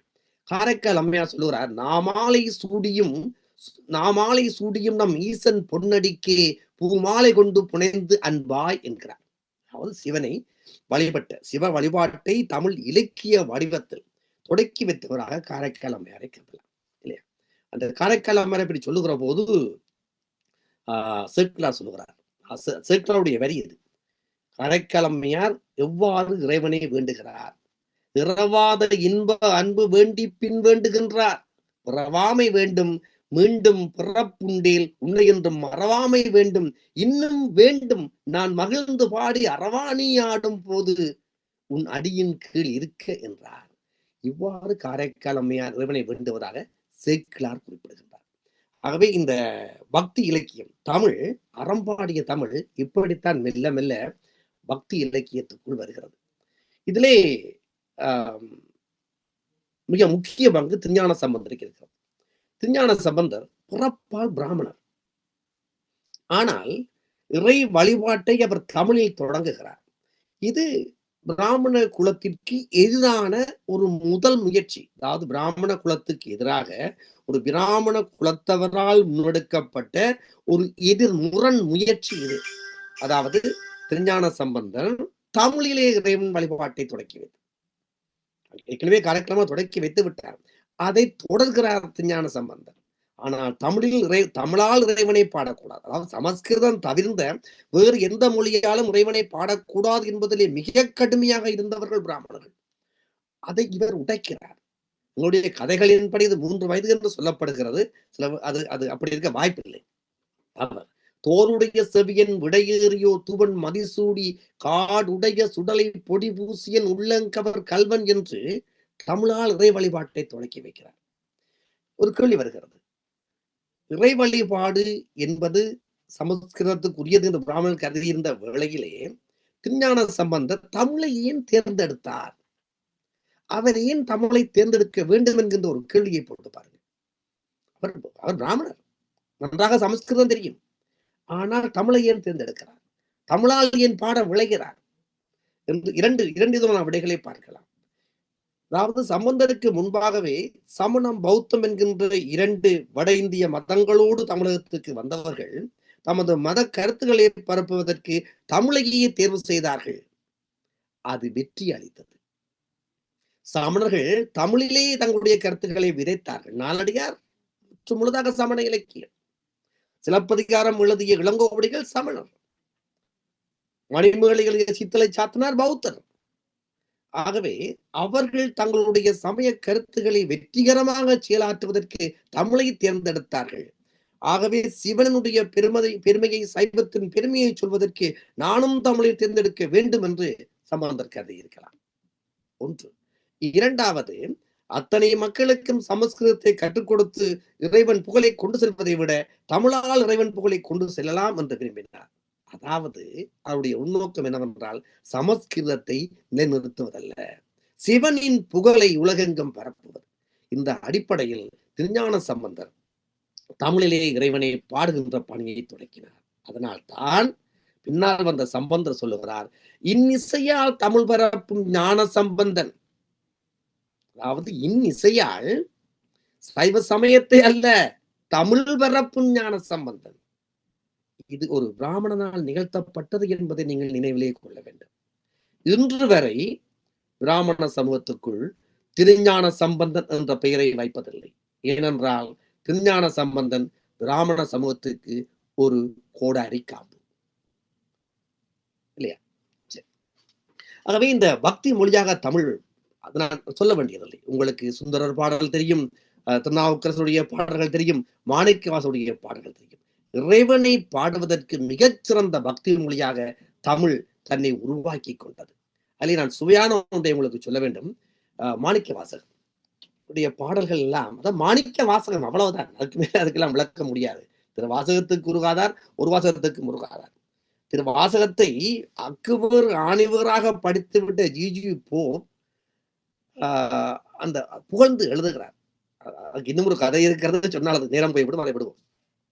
ஒரு பாடல் இருக்கிறது, நாடகத்தால் உன்னடியார் போல் நடித்து நான் நடுவே வீடகத்தே பூந்திடுவான், மிக பெரிதும் விதைகின்றேன், ஆடகச்சீர் மணிக்குன்றே இடையரா அன்புணக்கு என உடகத்தே நின்றுருக தந்தருள் எம் உடையானே என்று சொல்லுகிறார். அதாவது மாணிக்கவாசகர் அது இறைவன் மீது பேரன்பு மிக்கவர். ஆனாலும் இறைவனிடம் இதனுடைய அருளை பெறுவதற்கான தகுதி தனக்கு இல்லை என்று கடைசி வரை கருதியவர். அதுக்குரியால் நான் இல்லப்பா.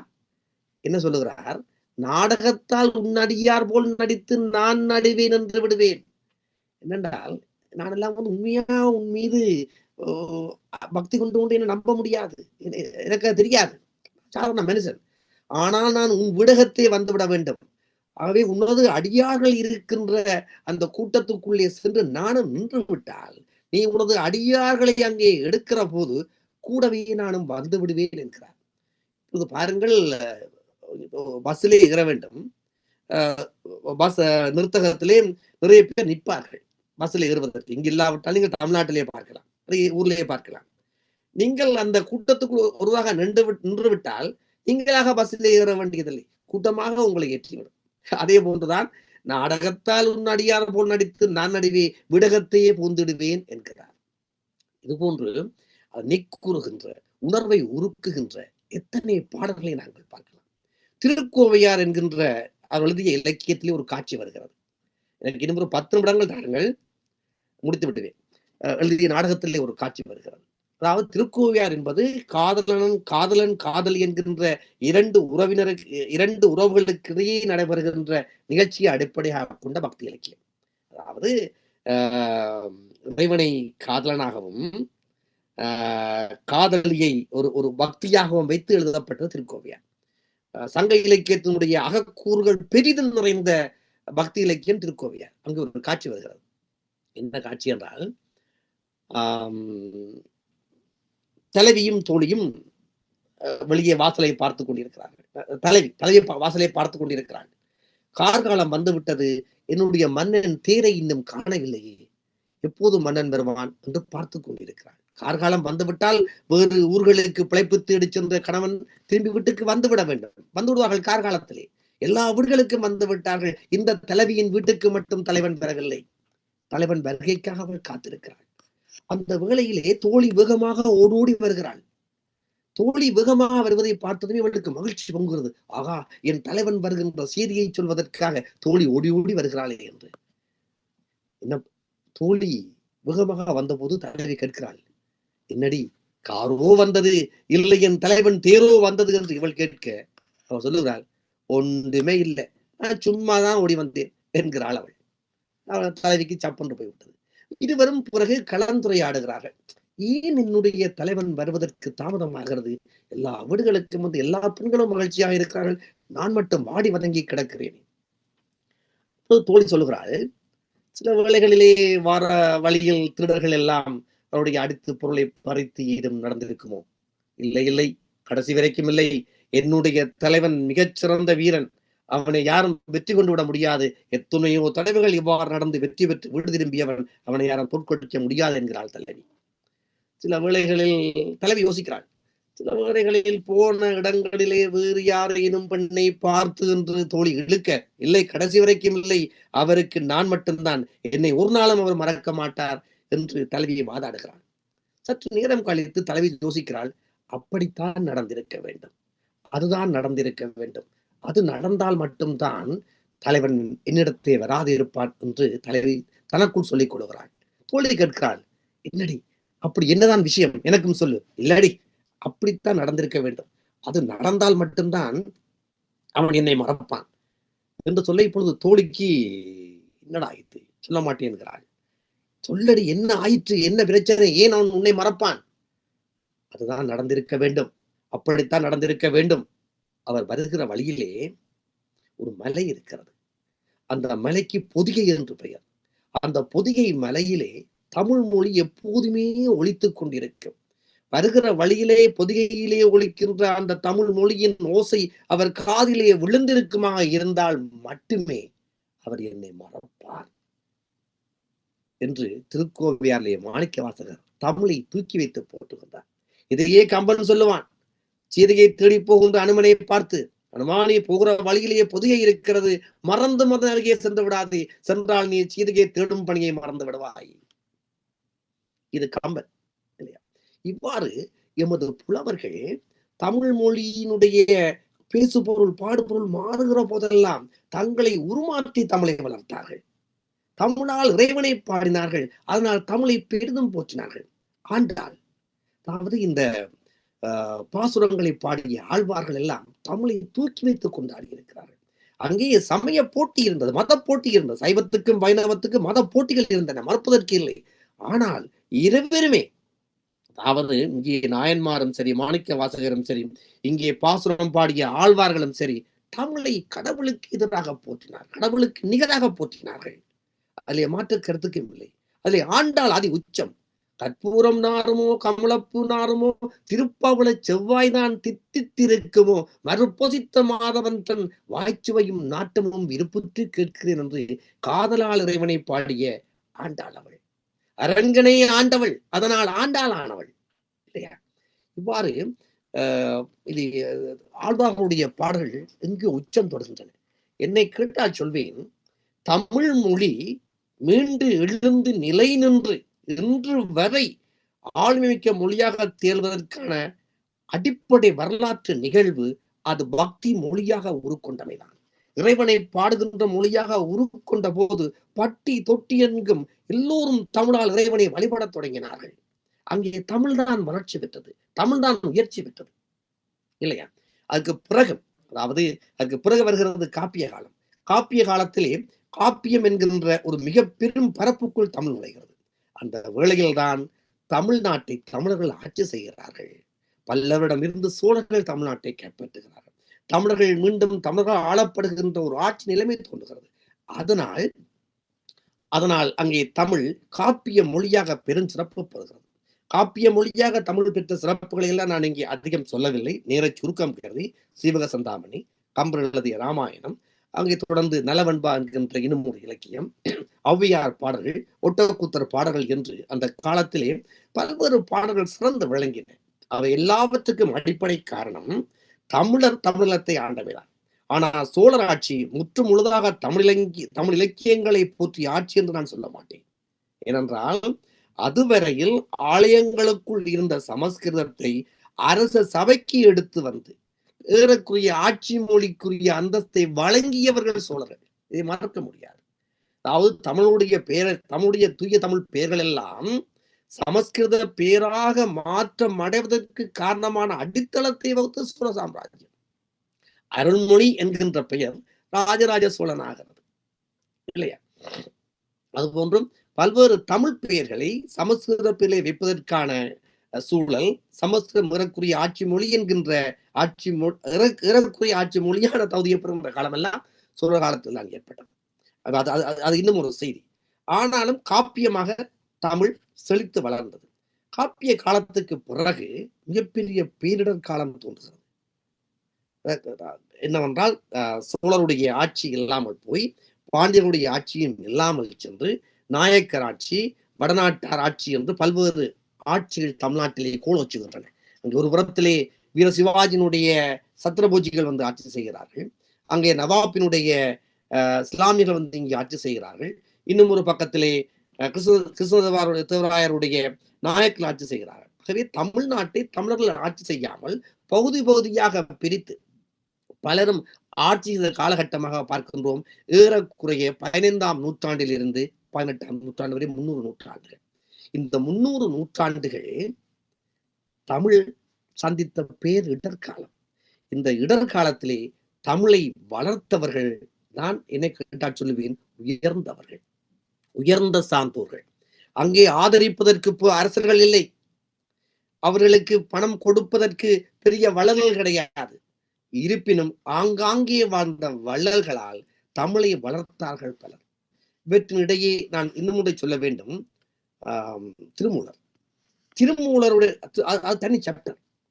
என்னை நன்றாக இறைவன் படைத்தனன் தன்னை நன்றாக தமிழ் செய்யுமாறு என்று சொல்லிக்கொண்டே தமிழால் இறைவனை வழிபட்டார். அந்த பேரிடர் காலத்திலே தமிழால் இறைவனை வழிபடுகின்ற மரபை தொடர்ந்து போற்றியவராக நாங்கள் திருமூலரை பார்க்கலாம். சொக்கநாதர் என்கின்ற ஒரு புலவர், தமிழ் விட்டு தூது என்கின்ற சிற்றிலக்கியத்தை உருவாக்கிய சொக்கநாதர் என்ற புலவர் சொல்லுகிறார், இருந்தமிழே உன்னால் இருந்தேன், இம்மையோர் விருந்தமிழ்தம் என்றாலும் வேண்டேன். அவர்கள் வந்து சாகா தன்மை தரக்கூடிய அமிர்தத்தை தந்தால் கூட நான் வாங்க மாட்டேன், எனக்கு தமிழ் போதும் என்கிறார் சொக்கநாதர். முதலை சொக்கநாதர் தமிழ் விடு தூது என்ற நூலை எழுதியவர். பின்னால் வந்த சித்தர்கள், பட்டினத்தார், இரட்டையர்கள், காலமேகம், அதிவீரராம பாண்டியர், அருணகிரிநாதர், படிக்காசு புலவர், திரிகூட ராசப்ப கவிராயர், ஒரு பெரும் பட்டியலை சொல்வேன். அதாவது 15ஆம் நூற்றாண்டிலிருந்து 18ஆம் நூற்றாண்டு வரை தனி மனிதர்களாக அரசருடைய உதவியின்றி வெறும் வள்ளல்களை சென்று பாடி அவர்களால் அவமதிக்கப்பட்டு அவர்களால் வளர்க்கப்பட்ட இந்த புலவர்கள் தான் ஏறக்குரிய 300 நூற்றாண்டுகள் தமிழை காப்பாற்றினார்கள். அதிலே திரிகூட ராசப்பர் கவிராயர் ஒரு படி மேல். அவர் எழுதிய குற்றாலக்குறவஞ்சி, பொங்கு கணங்குளை மண்டிட கெண்டை புரண்டு புரண்டாட, பொங்கு கணங்குளை மண்டிட கெண்டை புரண்டு புரண்டாட, குழல் மங்குளில் வண்டு கலைந்தது கண்டு மதன் சிலை வண்டோட, இனி இங்கு இது கண்டுள்ள என்படும் என்றிடை திண்டாட, பங்கைய மங்கை வசந்த சௌந்தரி பந்து பயின்றாளே நன்னன நன்னன நன்னன. இந்த மெட்டோடு எழுதிய பாடல் குற்றாலக்குறவஞ்சி. அதே போல அருணகிரிநாதர் அவர் எழுதிய திருப்புகள் அது இன்னும் ஒரு வகை. இவ்வாறாக இந்த இடர் நிறைந்த அந்த 300 ஆண்டுகள், 15ஆம் நூற்றாண்டு 18ஆம் நூற்றாண்டு வரை பிற இலக்கியங்கள் தோன்றவில்லையாயினும் இந்த புலவர்கள், காலமுக புலவர், சுருக்கவிழ்ந்த முன்குடுமி சோழியா சோற்று பொறுக்குழந்த வாயா புள்ளையா திருக்குடந்தை கோட்டானே நாயே பெய்யே குரங்கே உன்னையுறுத்தி பெற்று போட்டாலே வேலையற்று போய். இந்த பாட்டுக்கு விளக்கம் சொல்ல எனக்கு 1/2 மணி நேரம் வேண்டும் இல்லையா? ஆகவே இது காலமுகப்புடைய பாடல். இரட்டையர்கள் நீங்கள் அறிந்தவர்கள் தான், படிக்காசு புலவர். இவ்வாறான புலவர்கள் எல்லாம் இந்த 18ஆம் நூற்றாண்டு வரை தமிழை போற்றி பாதுகாத்தார்கள். இந்த இடனுறைந்த காலத்திலே சமஸ்கிருதம் முட்டி மோதுகிறது, தமிழை உருமாற்றி விட வேண்டும், முட்டி மோதுகிறது. ஏறக்குறைய உருமாற்றி விட்டது.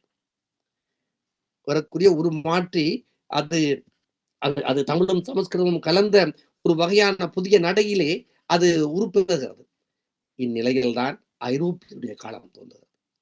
ஐரோப்பியர் காலத்திலே உரைநடை தோற்றம் பெறுகிறது. உரைநடையை பற்றி கூறுகிற போது ஒரு பேராசிரியர் குறிப்பிட்டார், நாங்கள் சொல்லுகின்றோம் இந்த உரைநடை என்பது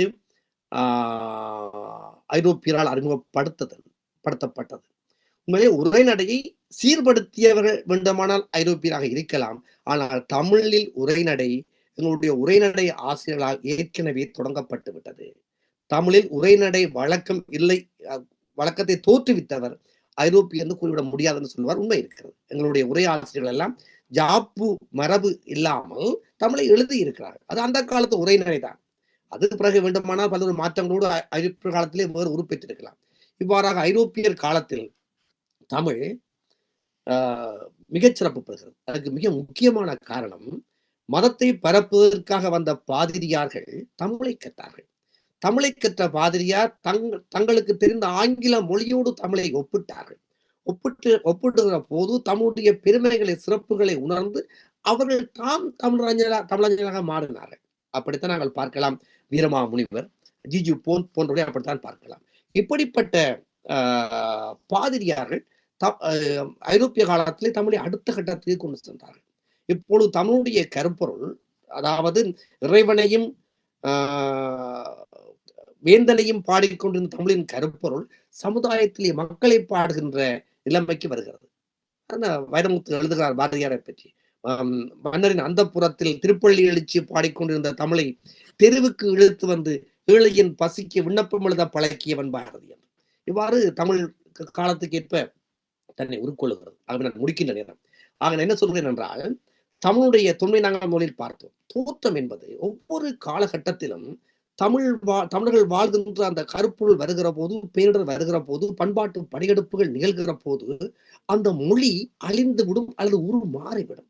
இந்த இரண்டும் இல்லாமல் தமிழ் இன்றும் தமிழாக செலுத்தி நிற்பதற்கு அடிப்படை காரணம், தமிழிலே எழுதி வந்த தமிழ் சான்றோர்கள், தமிழ் பேராளர்கள், தமிழ் புலவர்கள். இதில் மறைமலை அடிகளின் பங்கு மிக முக்கியமானது.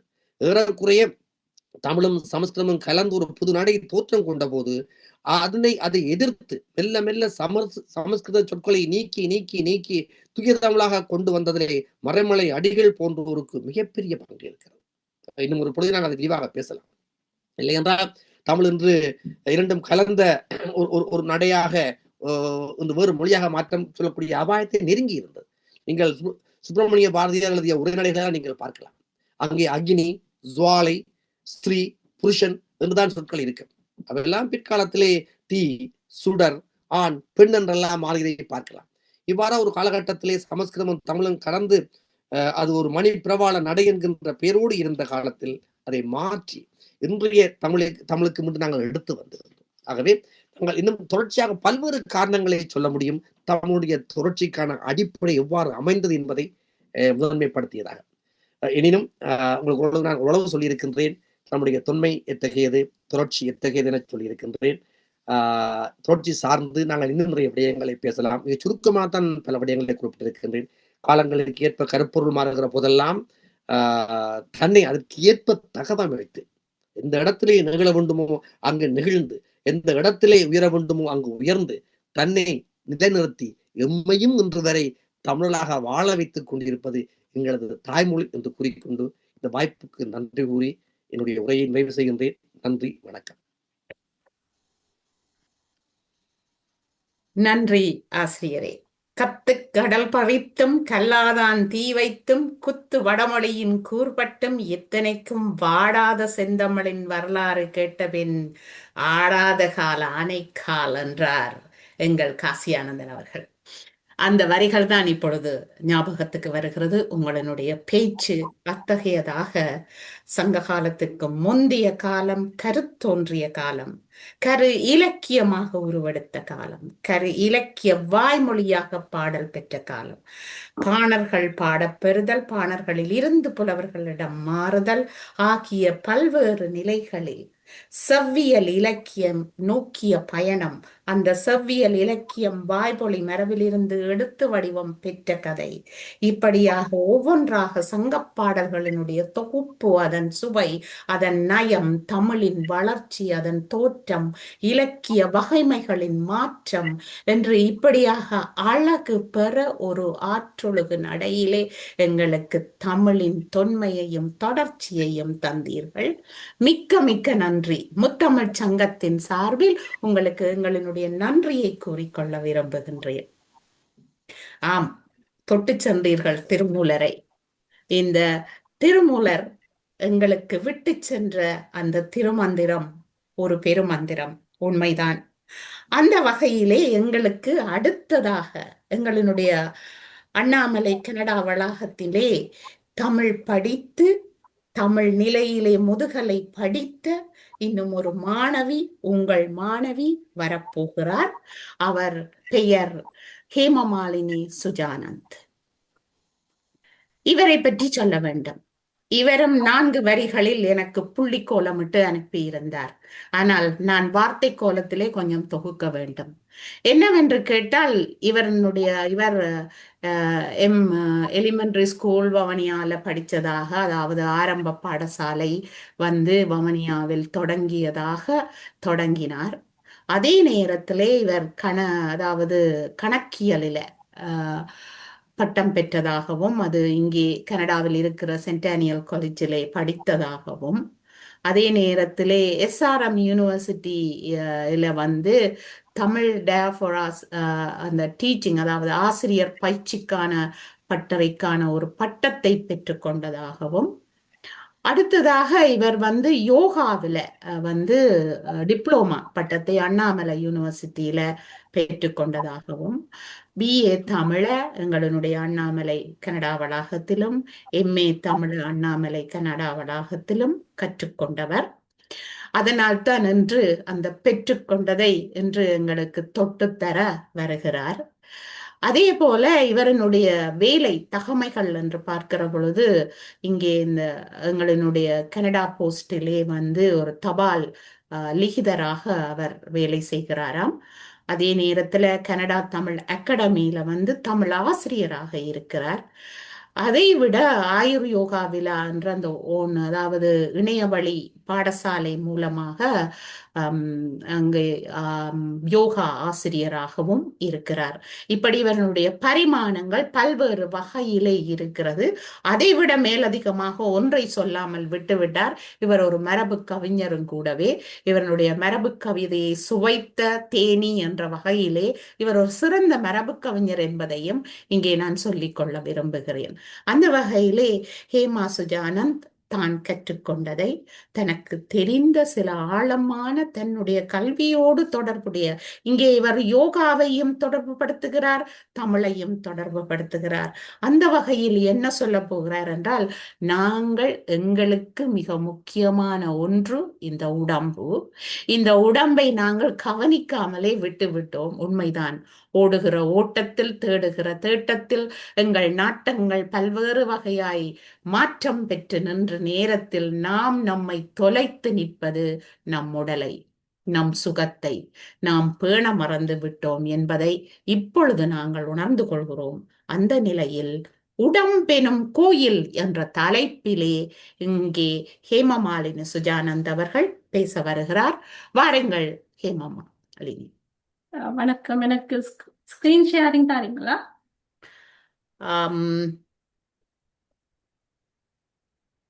சூரியலா டீச்சர்.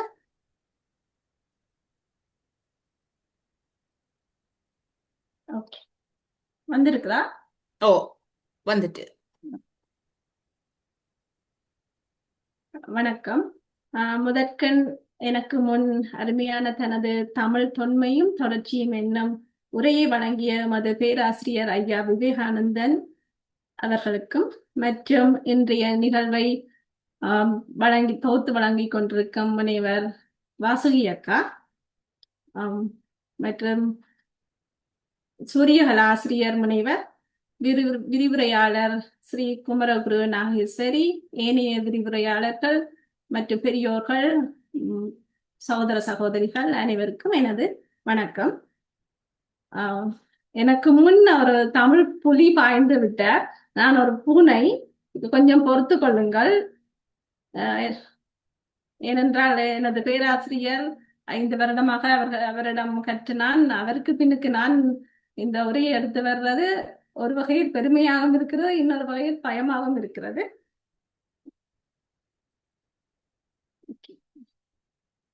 நான் இந்த தலைப்பை எடுத்துக்கொண்டதற்கு முதற் காரணம், எனது தலைப்பு உடம்பெனும் கோயில். இந்த தலைப்பை எடுத்துக்கொண்டதற்கான காரணம், தற்கால சூழ்நிலையில் நாம் பல வகையான நோய்களுக்கு ஆளாகின்றோம். நோய்களுக்கு குறைவே இல்லை.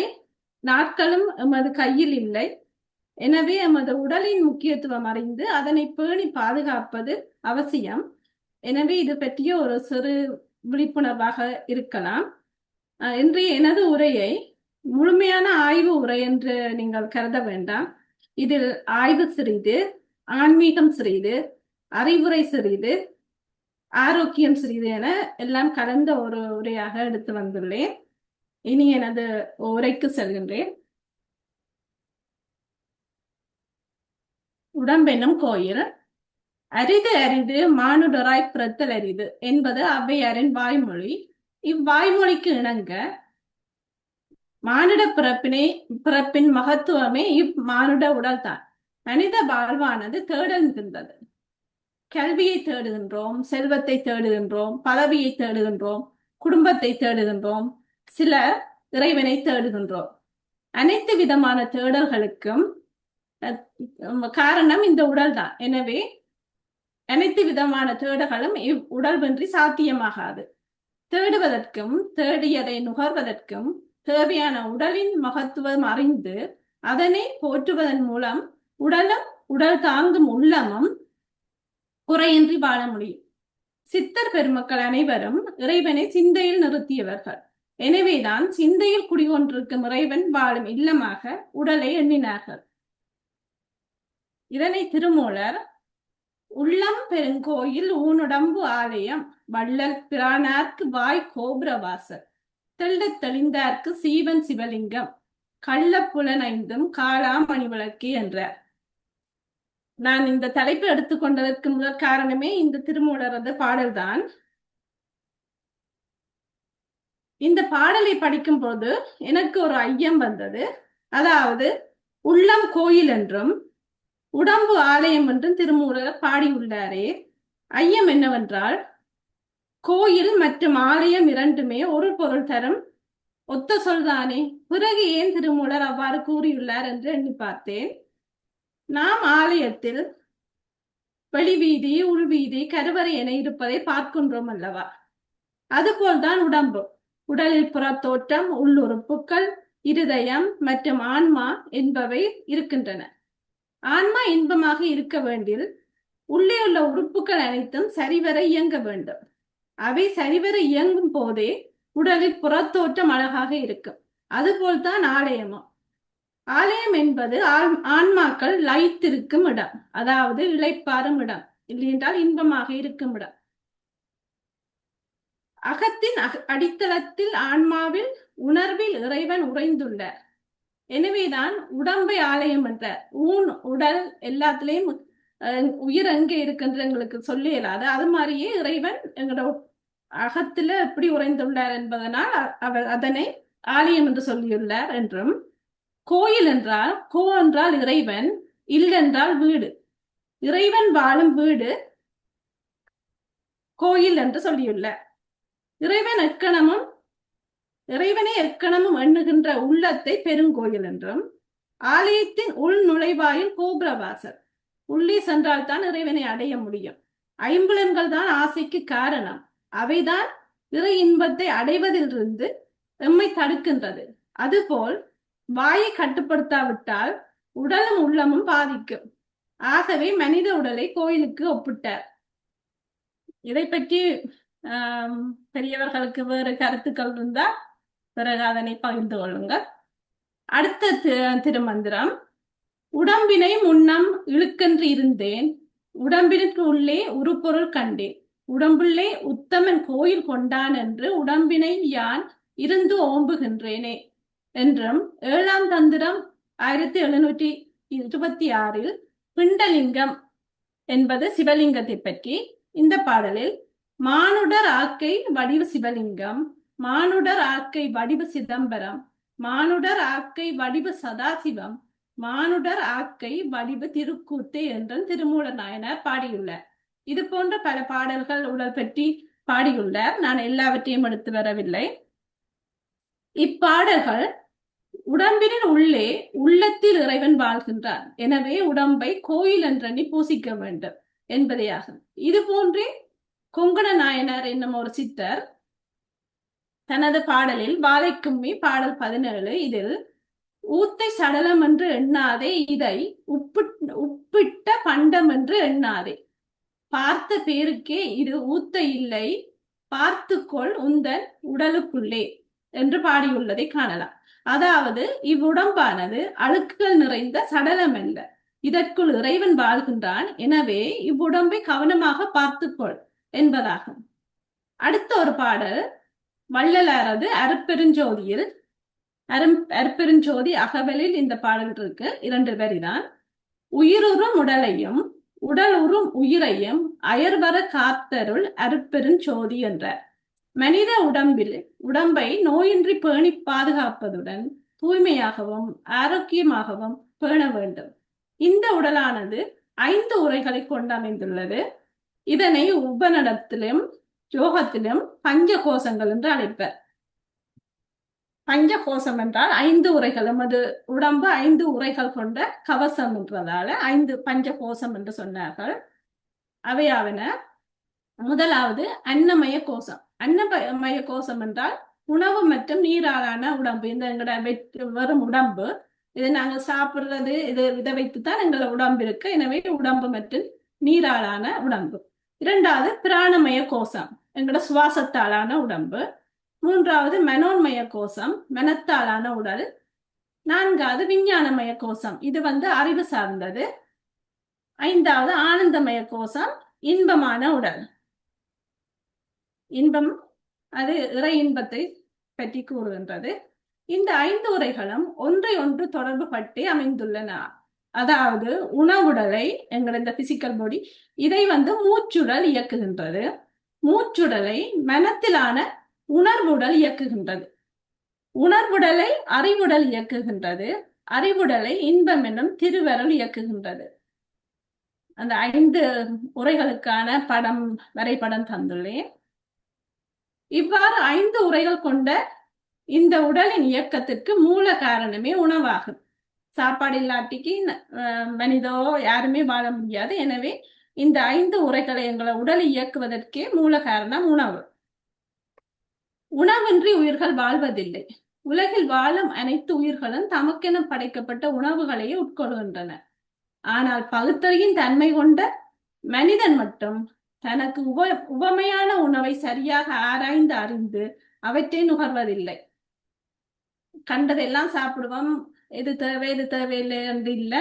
எங்க அழகான சாப்பாடு வச்சிருக்கணுமோ, இல்ல டேஸ்டா இருக்குதோ, எல்லாவற்றையுமே சாப்பிடுகின்றோம். எனவே அதை நாங்கள் சரியா ஆராய்ந்து உண்வதில்லை. நாமளும் உணவு உடம்பை வளர்ப்பதற்கு மட்டுமல்ல, உள்ளத்தையும் வளர்ப்பதற்கு உதவுவதாக இருக்க வேண்டும். உண்ணும் உணவின் தன்மைக்கு ஏற்ப உடலிலும் மனத்திலும் அவற்றின் தன்மை பிரதிபலிக்கும். எனவேதான் முன்னோர்கள் உணவை 3ஆக வகைப்படுத்தியுள்ளனர். முதலாவதாக ரஜ உணவு. இது அசைவ உணவு, மசாலா பொருட்கள் சேர்ந்த உரைப்பு மற்றும் இறைச்சி வகைகள், இப்படியான உணவுகள். 2வது தாமச உணவு, இது பூமிக்கு அடியில விளையும் உணவுகள். 3வது சாத்வீக உணவு, இது பழங்கள், காய்கறிகள், தானியங்கள், இப்படியான உணவுகள். இதுல முதலாவதாக ரஜ உணவு பற்றி பார்ப்போம். முதலாவது அதுல மாமிச உணவு, கடல் உணவு, மசாலா பொருட்கள் சேர்ந்த உணவு, இவ்வகையான உணவுகள் ரஜ உணவுகள். இத்தகைய உணவுகளை உண்ணும் போது மனிதரிடையே கூடுதலாக ஆசையை தூண்டக்கூடியவை. ஆசை அதிகமானால் கோபம் வரும், குரோதம், காமம் போன்ற உணர்வுகள் மேலோங்கும். இவையால் உடல், உள்ளம், மனம் எல்லாமே பாதிப்படையும். நீங்கள் ஊனுண்ணுற மாமிச விலங்குகளை பார்த்தீங்கன்னா அவற்றின் தன்மை உங்களுக்கு விளங்கும். ஊனுண்ணும் உணவை உண்ணும் விலங்குகளை உற்று நோக்கும் போது இவற்றை நீங்கள் அறிய முடியும். இதுல ஒரு புலி ஒரு மானை பிடிக்கிற மாதிரி படம் போட்டிருக்கிறேன். அது அந்த மச்சங்களை சாப்பிட்றபடியாத்தான் அது அப்படியான அந்த குணங்கள் வைக்க வருகின்றது. அடுத்ததாக தாமச உணவு. தாமச உணவு என்றால் கிழங்கு வகைகள், பதப்படுத்தப்பட்ட உணவுகள், பழைய உணவுகள். பதப்படுத்தப்பட்ட என்றால் கேனில் வரும் அந்த அப்படியான உணவுகள். பழைய உணவு நாங்கள் எப்பவுமே குளிர் சாதன பெட்டிகளை வச்சு வச்சு சாப்பிடுகின்றோம். இவையெல்லாம் அதிகமான இனிப்பு உணவுகள்.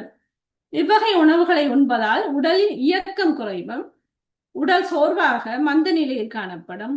இதற்கான காரணம் கிழங்கு வகைகள் மண்ணில் கீழே விளைவதால் அவற்றின் மேல் கதிரவனின் ஒளி சூரிய ஒளி படுவதில்லை மற்றும் சுத்தமான வாயு வழி காற்று உட்புகுவதில்லை. எனவே அவை இயக்கமின்றி உறங்கு நிலையில் வளர்கின்றன. உறங்கு நிலையில் தான் விளையும். அது போன்றே பழைய உணவுகள், பதப்படுத்தப்பட்ட உணவுகள் போன்றனவும் உயிர் சத்துக்கள் குறைந்தவை. நீங்க சமைச்ச சாப்பாடை ஃப்ரிட்ஜில் வச்சு சாப்பிட அதன் சத்தெல்லாம் இறந்து போய்விடும். கிழங்கு வகைகள் பழைய உணவுகளை உண்ணும் விலங்குகளான பன்றி, எலி, முயல் போன்றவை எத்தகைய இயல்பின என்றதை நீங்கள் யோசிச்சு பாருங்க. அவை உடல் இயக்கம் குறைந்தவை. பன்றி எல்லாம் பழைய சாப்பாடு தான் சாப்பிடும், கழிவுகளைத்தான் சாப்பிடும். அது உடம்புக்கு அது வேலையே இல்லை. அது மாதிரித்தான் நாங்கள் இத்தகைய உணவுகளை உண்ணும் பொழுது எங்களோட உடம்பும் இயக்கமின்றி இருக்கும். அத்தகைய உணவை உண்ணும் மனிதனர இயல்பும் அவ்வாறுதான் இருக்கும். இது எல்லாம் படிவா பழைய சாப்பாடு எல்லாத்தையும் சாப்பிட்டு போட்டு அவர் நித்திர விடுற மாதிரி ஒரு படம் போட்டிருக்கேன். ஏன்னா அவருக்கு அவ்வளவு சோம்பல் தன்மை இருக்கு. அடுத்ததாக சாத்வீக உணவு. சாத்வீக உணவு உடலுக்கு மிகவும் உகந்த உணவு. இதுல பழங்கள், மரக்கறி வகைகள், தானியங்கள், பால் பொருட்கள், பருப்பு வகைகள், மூலிகைகள் இத்தகைய உணவுகளை அனைத்தும் சாத்வீக உணவுக்குள்ள வரும். இத்தகைய உணவுகளே உடலுக்கு ஆரோக்கியமானவை. பழங்கள், காய்கறிகள், தானியங்கள், மூலிகைகள் யாவும் கதிரவனின் ஒளி மற்றும் சுத்தமான வாயு, மழை நீர் என்பவற்றை பெற்றே விளைகின்றன. இவற்றில் நிறைந்த உயிர் சத்துக்கள் உள்ளன. இத்தகைய சாத்வீக உணவுகள் உடலை நோயின்றி பாதுகாப்பதை, மனதை அமைதியான நிலையில் வைத்திருக்கக்கூடியவை. உள்ளத்தை தூய்மையாகவும் சமநிலையாகவும் வைத்திருக்க உதவுபவை இந்த சாத்வீக உணவுகள். எனவே உடலுக்கு மிகவும் உகந்த உணவாக சாத்வீக உணவையே உட்கொள்ளல் சாலச் சிறந்ததாகும். இத மாடு கன்றோட நிக்குது. அது புல்லு சாப்பிடறபடியா அவ்வளவு அமைதியான சாத்வீகமான ஒரு மிருகம் என்றதுக்காக அந்த படம் தந்துள்ளேன். அடுத்ததாக ஔவையார் கொன்றை வேந்தனில் நுண்மை நுகரேல் என்ற ஒரு இது சொல்லியுள்ளார். அதாவது நுண்மை நுகரேல் என்றால் நோய் தரும் தாழ்ந்த பண்டங்களை நுகராதே. அடுத்ததாக மீது ஊன் விரும்பேல், மிகுதிப்படியான சாப்பாட்டை விரும்பாதே, அதான் அளவுக்கு மிஞ்சி சாப்பிட வேண்டாம் என்றும் உணவு கட்டுப்பாடு எமக்கெல்லாம் அன்றே எடுத்துரைத்துள்ளார்.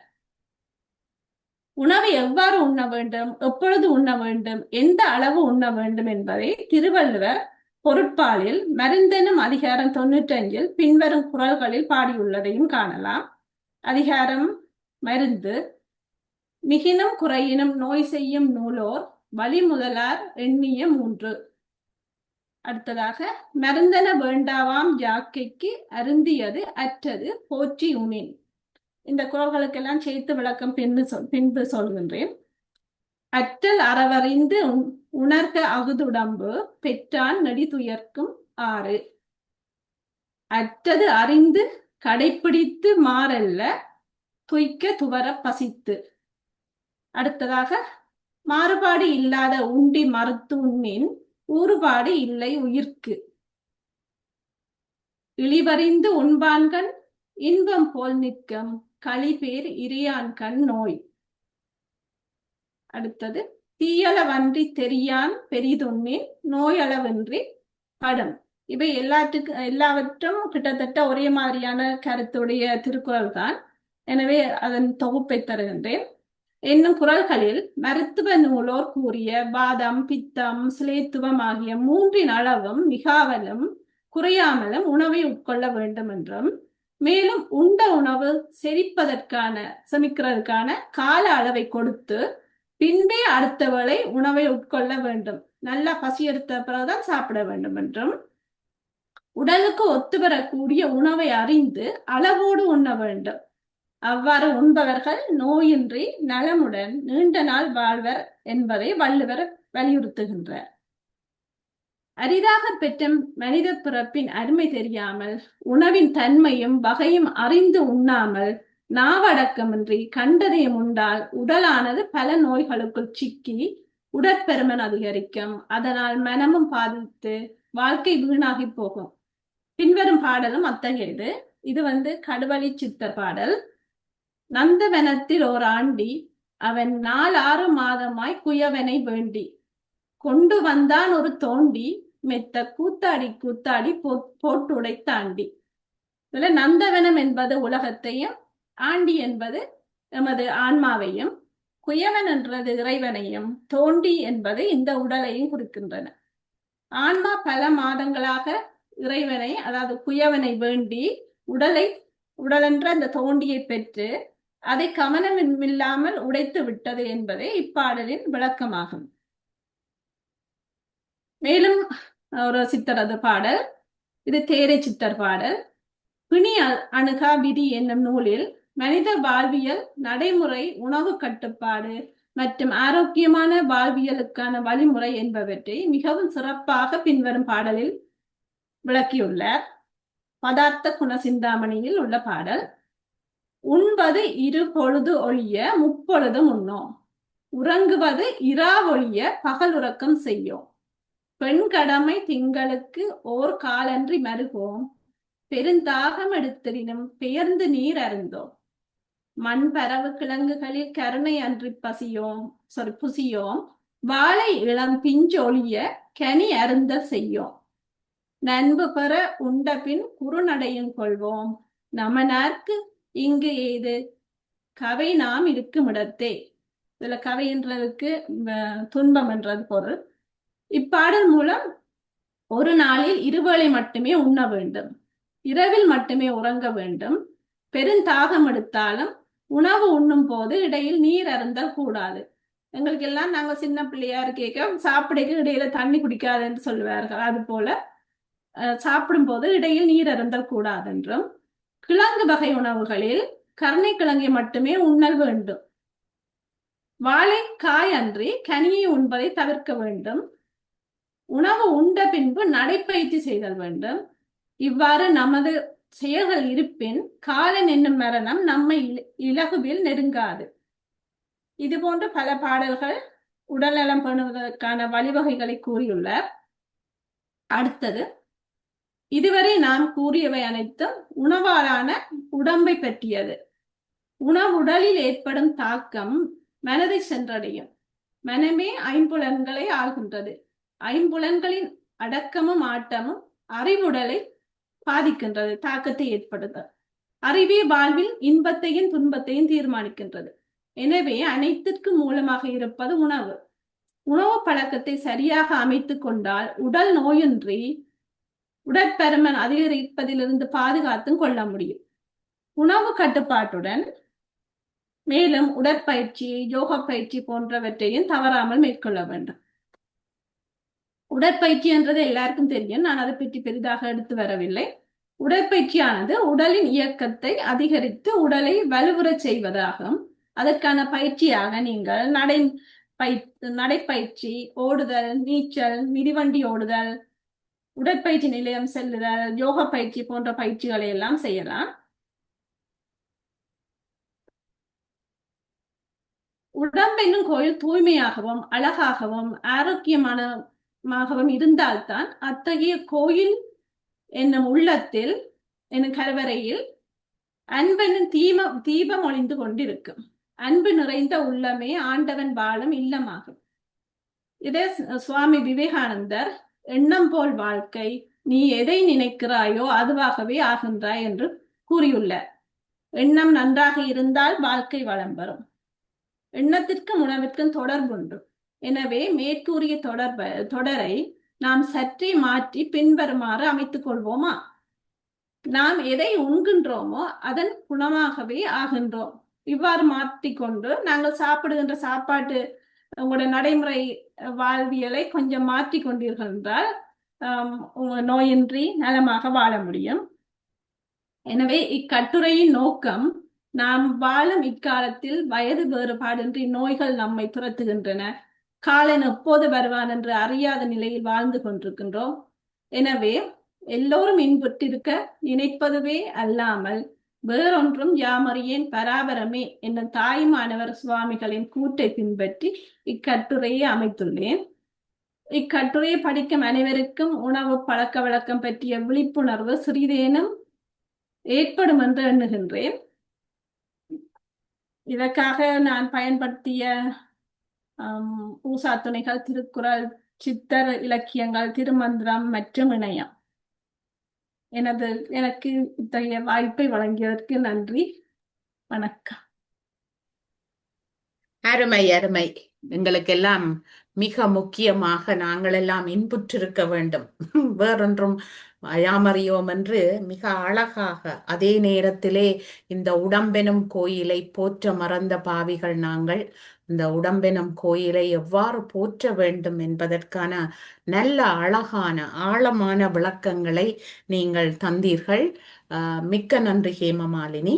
உங்களினுடைய இந்த அற்புதமான ஒரு நல்ல ஒரு பேச்சு நமக்கு காட்சி பொருளாக முக்கியமாக வேண்டியவற்றையும் தந்து அதனுடைய அம்சங்களை அழகாய் எடுத்து வந்தீர்கள். அதற்கும் நாம் ஒரு மிக்க நன்றியை உங்களுக்கு கூறிக்கொள்ள விரும்புகின்றோம்.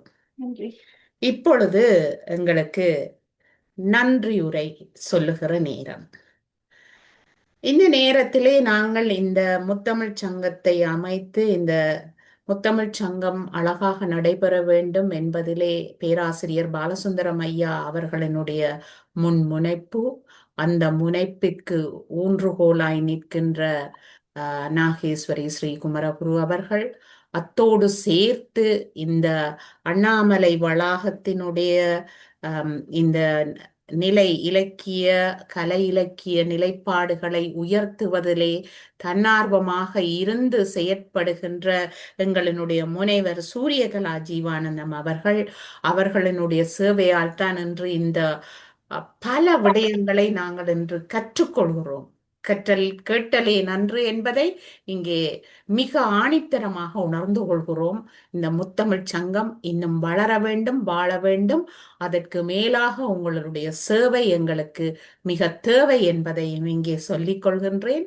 வாருங்கள் முனைவர் சூரியகலா ஜீவானந்தம் அவர்களே, நீங்கள் உங்களினுடைய நடன கலையிலே சிறப்பு பெற்றவர் அல்ல, அதைவிட மேலாக தமிழ் கலையை, தமிழை வளர்க்க வேண்டும் என்பதிலே ஆர்வம் உள்ள ஒருவர். அதே நேரத்திலே பல இடங்களிலே நடனக்கலையினுடைய சிறப்பம்சங்களை எடுத்து கூறி மேடைகளிலே உங்களினுடைய தமிழை வளர்த்து கொள்கின்ற, உங்களுடைய மதிப்புக்கும் மரியாதைக்கும் உரியவராக இருக்கின்றவர். அந்த வகையிலே இந்த அண்ணாமலை பல்கலைக்கழக வளாகத்தினுடைய செயலாளராக, இதனுடைய முக்கிய அங்கத்தவராக இருந்து எல்லா காரியங்களையும் செய்கின்ற உங்களை இங்கே நன்றியுரை கூறுமாறு அன்போடு அழைக்கிறோம். பாருங்க.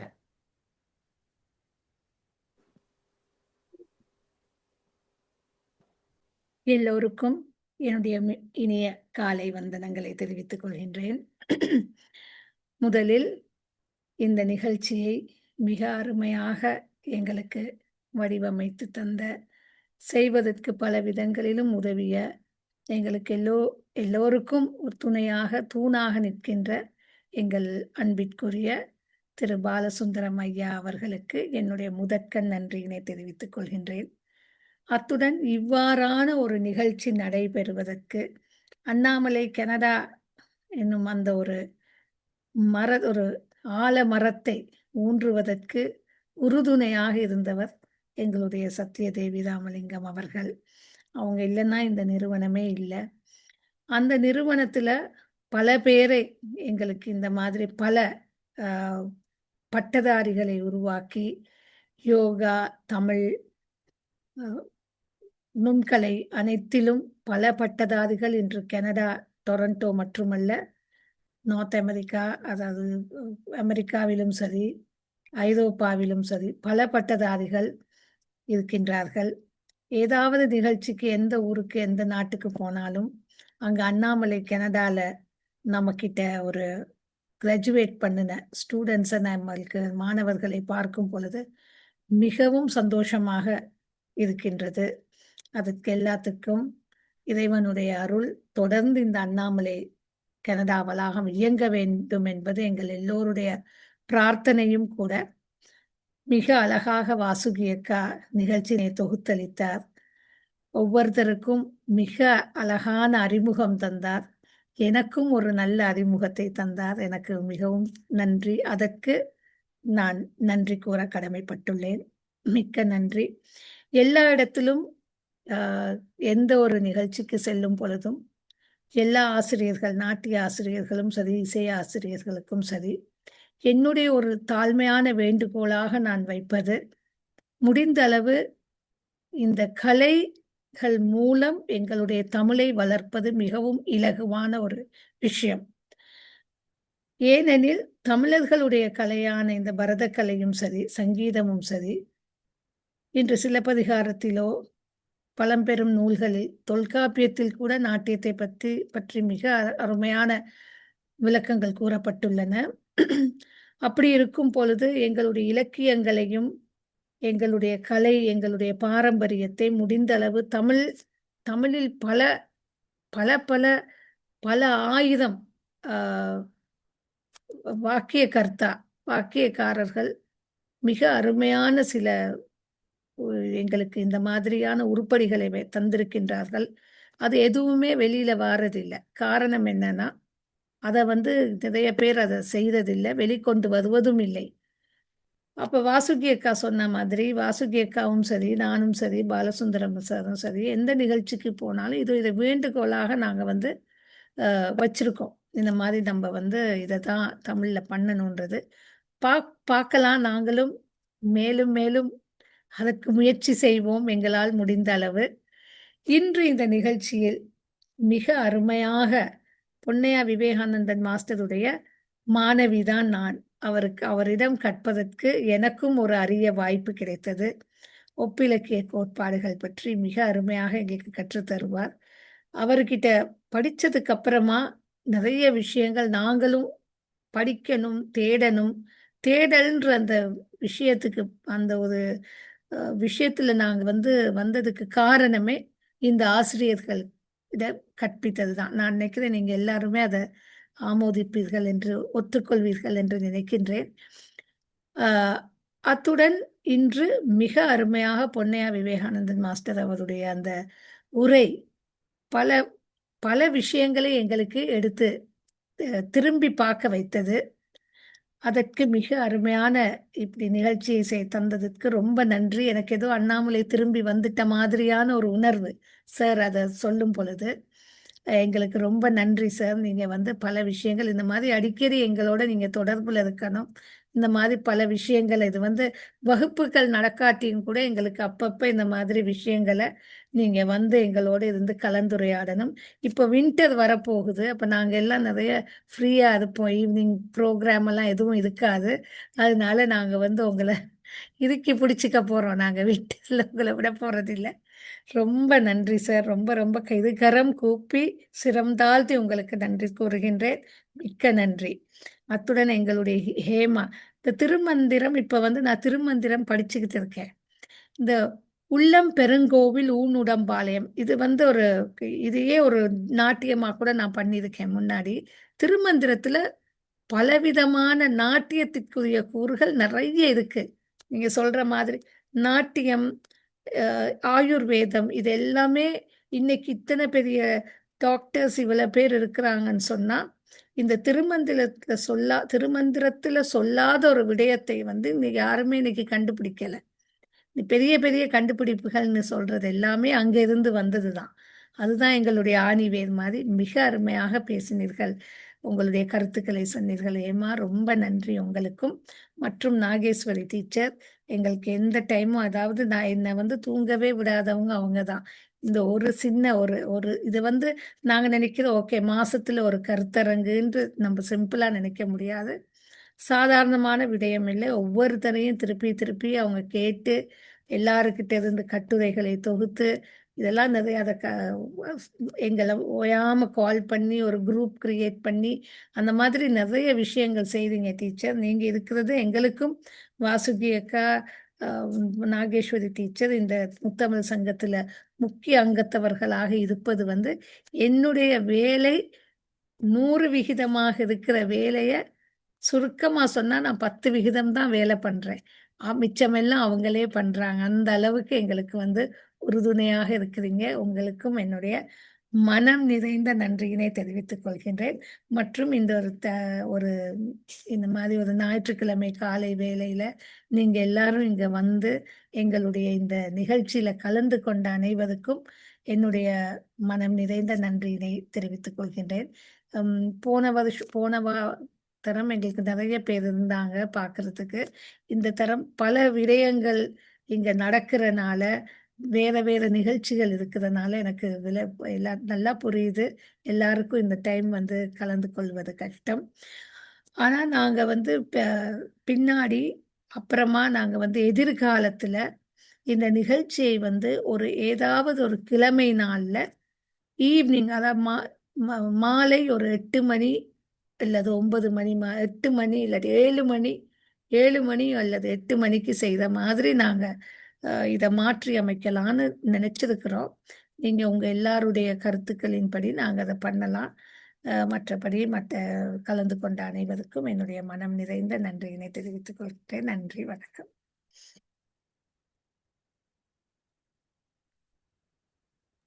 நன்றி அம்மா. இனி கருத்துக்களுக்கான நேரம். கருத்துக்களை தெரிவிக்க வருபவர்களும் வினாக்கள் இருந்தால் வினாக்களை சாரிடமும் ஹேமாவிடமும் கேட்க இருப்பவர்களும் வந்து கேட்கலாம். நன்றி.